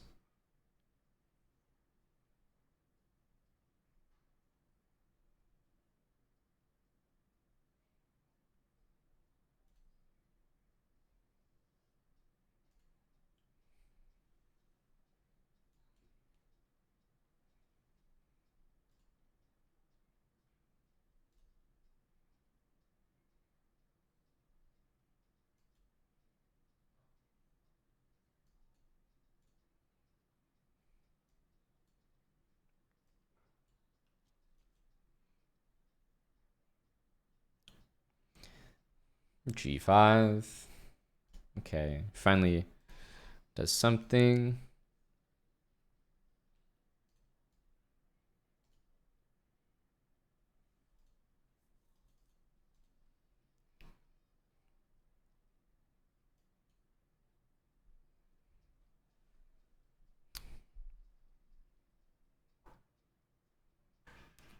Is this supposed to be a draw?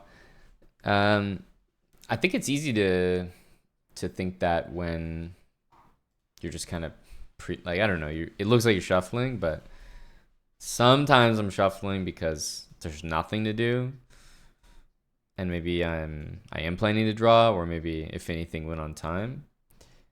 But a lot of times there is something to do, but before I do it, I'd like to get the time as low as possible.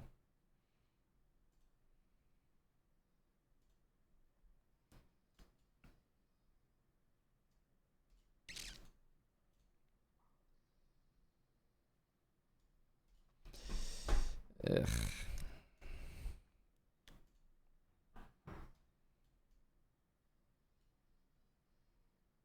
Okay. Now we should be fine.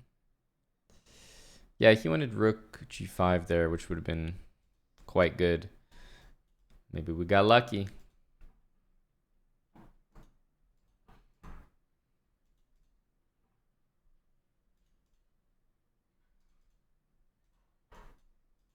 It's a good tactic, Mr. Gory. Will you be using that against Eddie?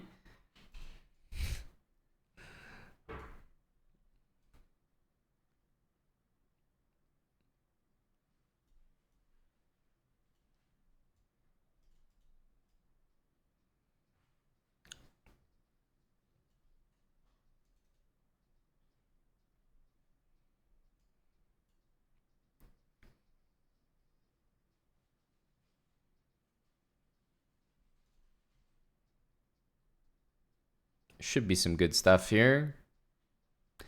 I haven't really calculated, but it looks like there should be.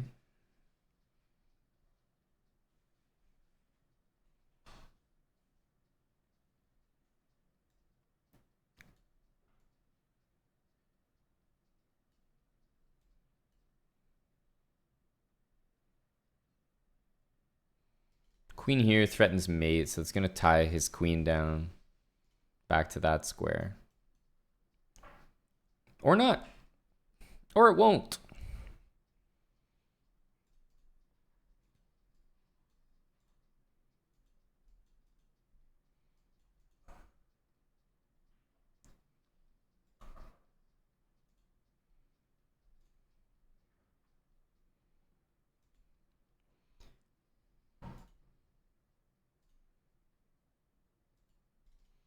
We just want to go f6. Boot the knight out.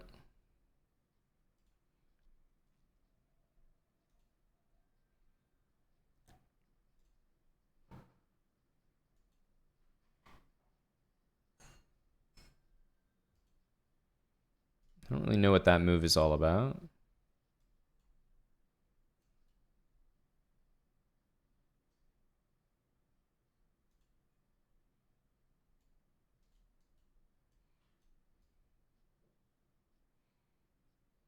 I want the knight on d5. Can't get there just yet.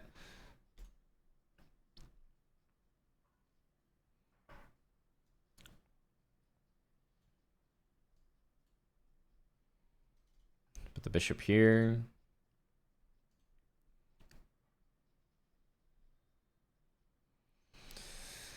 I feel like h5 is not crazy. Wow, this is one of the weirdest moves I've ever played, but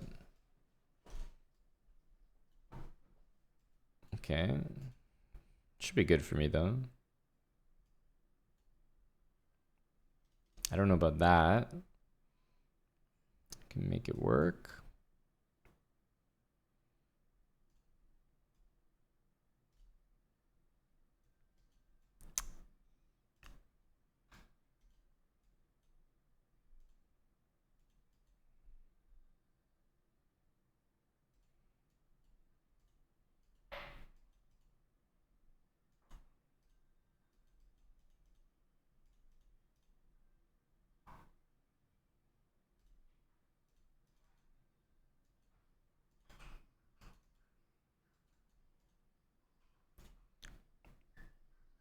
Always like the tunes. That's one thing that I will say we keep consistent around here.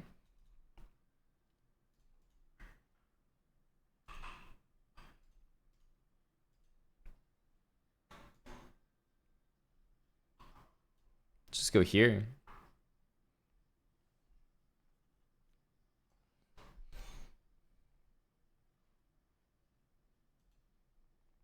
Queen d7.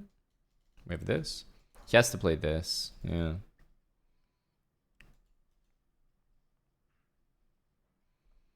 We would do well not to trade queens here.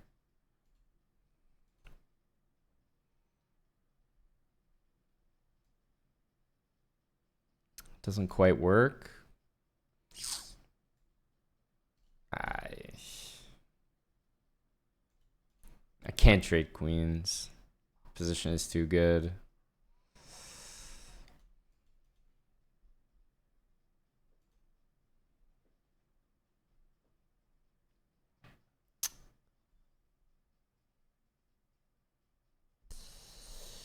I can just take.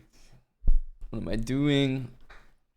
Problem was bishop there was nothing.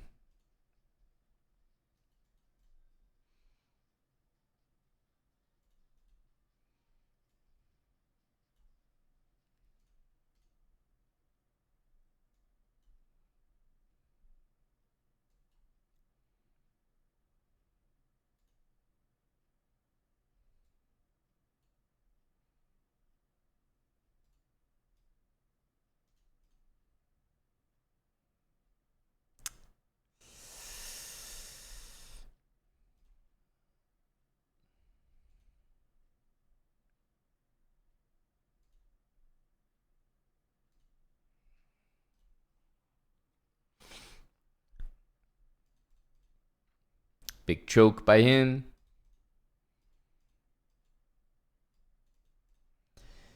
Big choke there.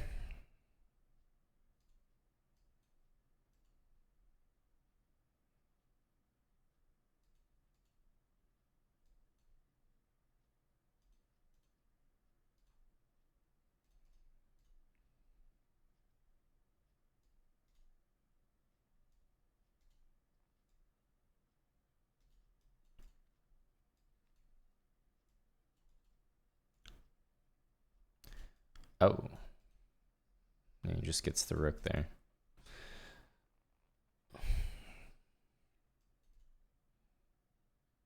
Maybe b5. Okay, there's going to be a lot of counterplay here. Could try for this.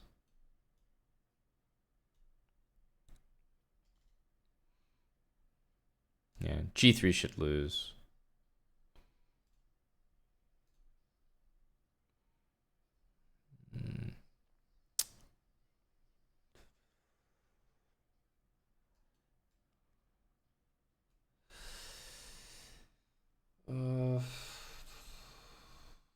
Wow, how is this not losing?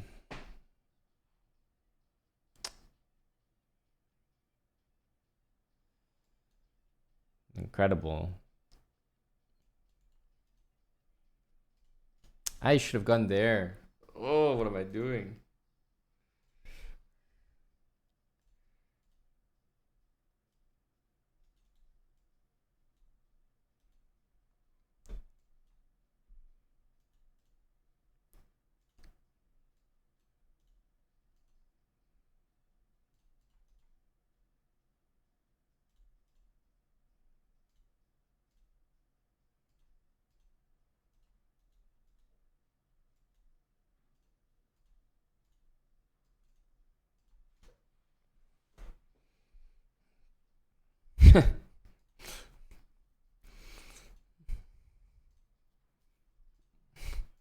Just dancing with the knight.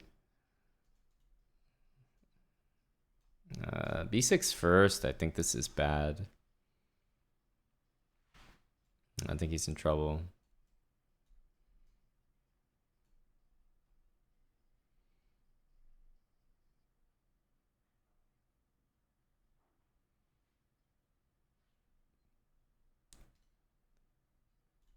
I think this is not playable.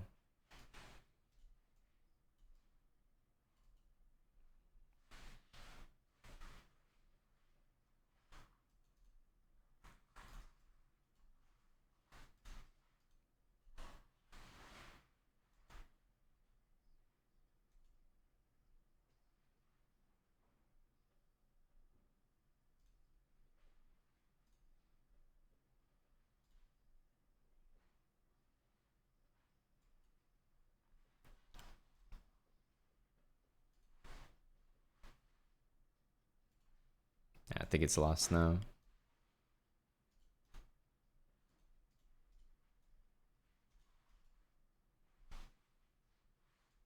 Just king a4.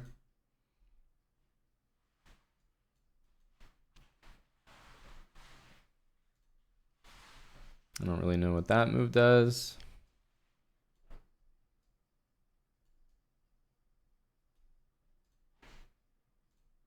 Pawns are just way too easy to advance.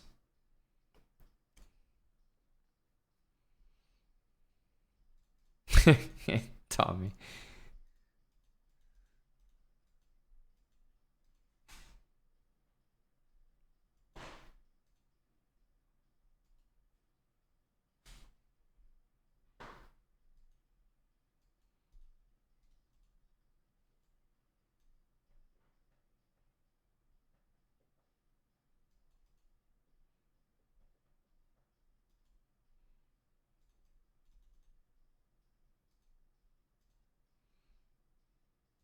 Okay, it's the same game as last time.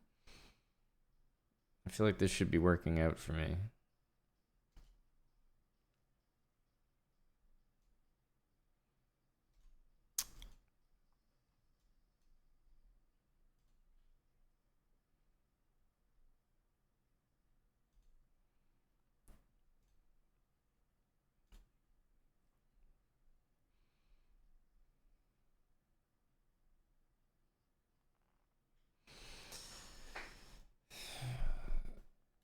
Yeah, this is enough of a threat. He can't do anything right now. Queen g6 wins the game. He has to play rook g1. And there might be many things to do, but I'm going to trade these.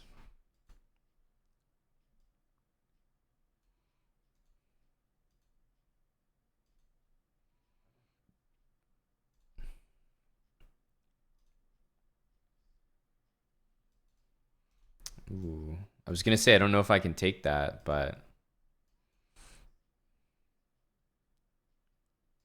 yeah, I need my knight on f3.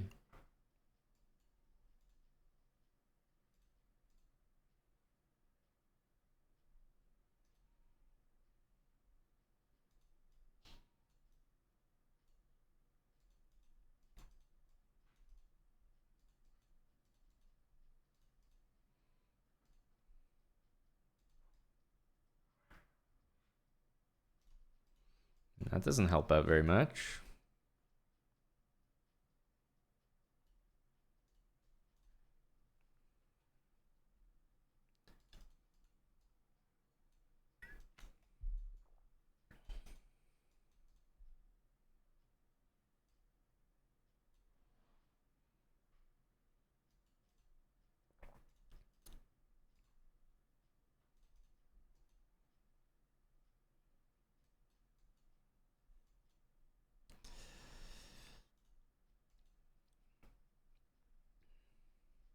Something bad is gonna happen on c3.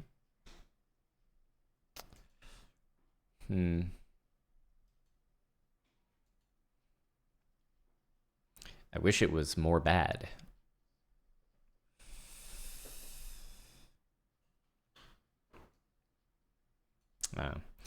He has to play queen e6, yeah.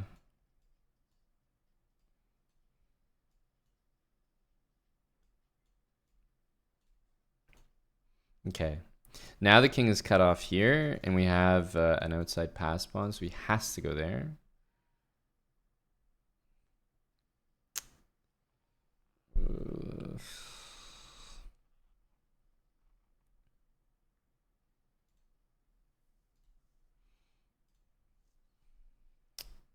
Okay, yeah, I need this king over here. Okay, I don't know what he's doing bringing his king over there, but now he's probably lost.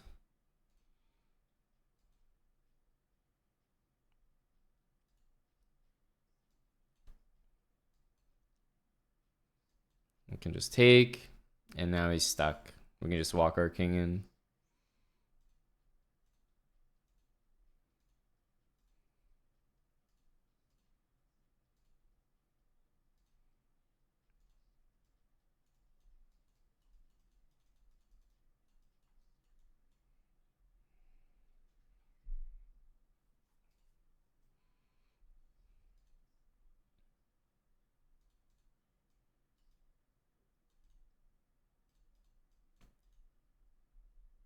Okay.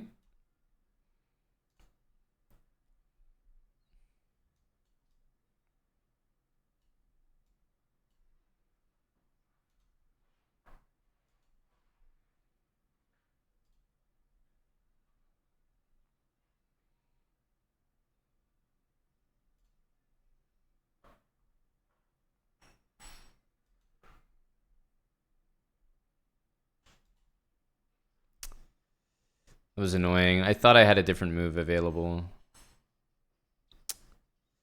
Okay, let's put that knight in there. Bishop here should be played.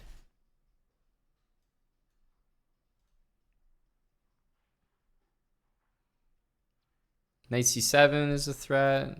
Okay, just go rook c7. There's no way he doesn't get mated here. Or at least doesn't lose a ton of material. His bishop on f8 was trapped, so it just couldn't move the entire game.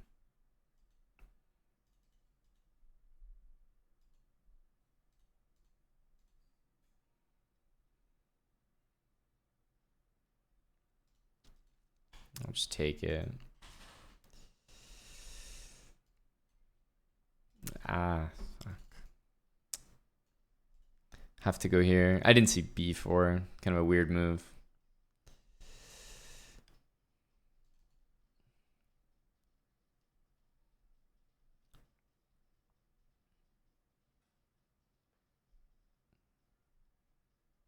I'm gonna take that actually. Put our king in front of it.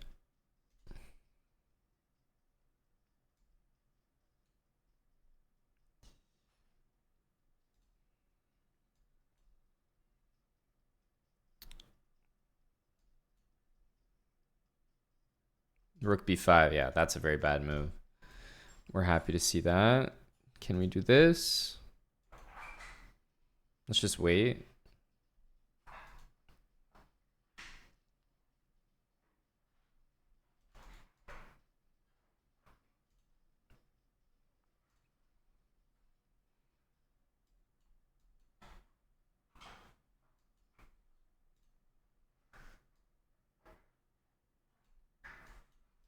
We just need h3 and mate.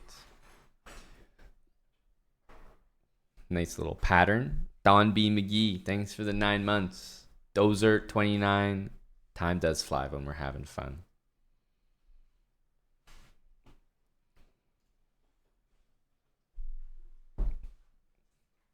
Time must be really flying for my opponent here.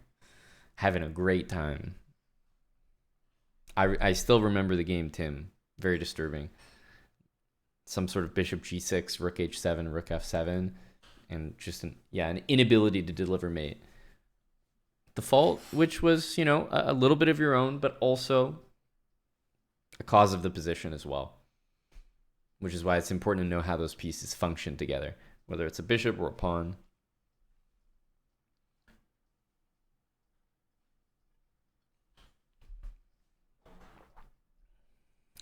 We've been clocking the adoptions today, that's right.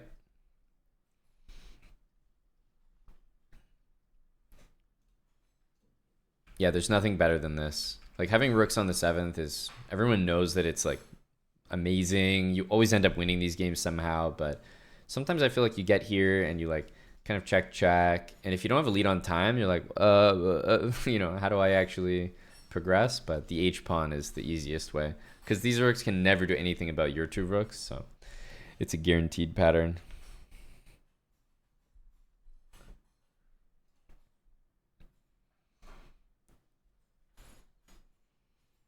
Tim, I think he's actually trying to play me down or up 3 pieces. So me without 2 bishops and a knight.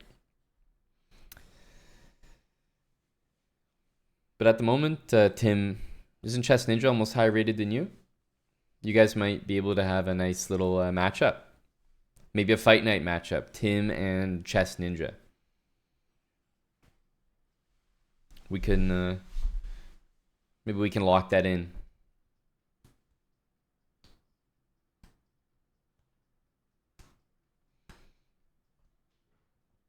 We do have a big card coming up. We're streaming for a little bit longer here. We're just taking the show to kick. I'm gonna head there now. Maybe Chess Ninja. Maybe we can try out Wheel T Money's 3 pieces. Might have to field test this. I can't tell if I'm the favorite or not. But I would only test it if there was something on the line. Because if I test it once, I'm revealing all of my secret sauce.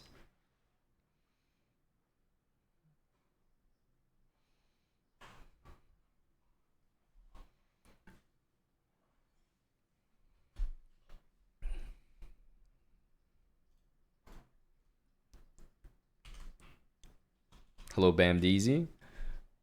We're just heading to kick right now. Next week, I'm doing a couple chess.com commentaries, Monday, Wednesday for the SEC. And Tuesday, as we discussed, I have to play my Title Tuesday game.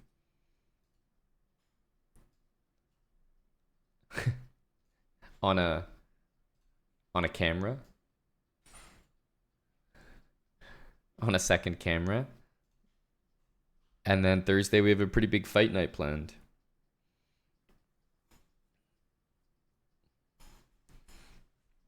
Our big 8 points from the last Title Tuesday just put us in a different tax bracket. So, you know, I'm just living large, folks. I'm living large here.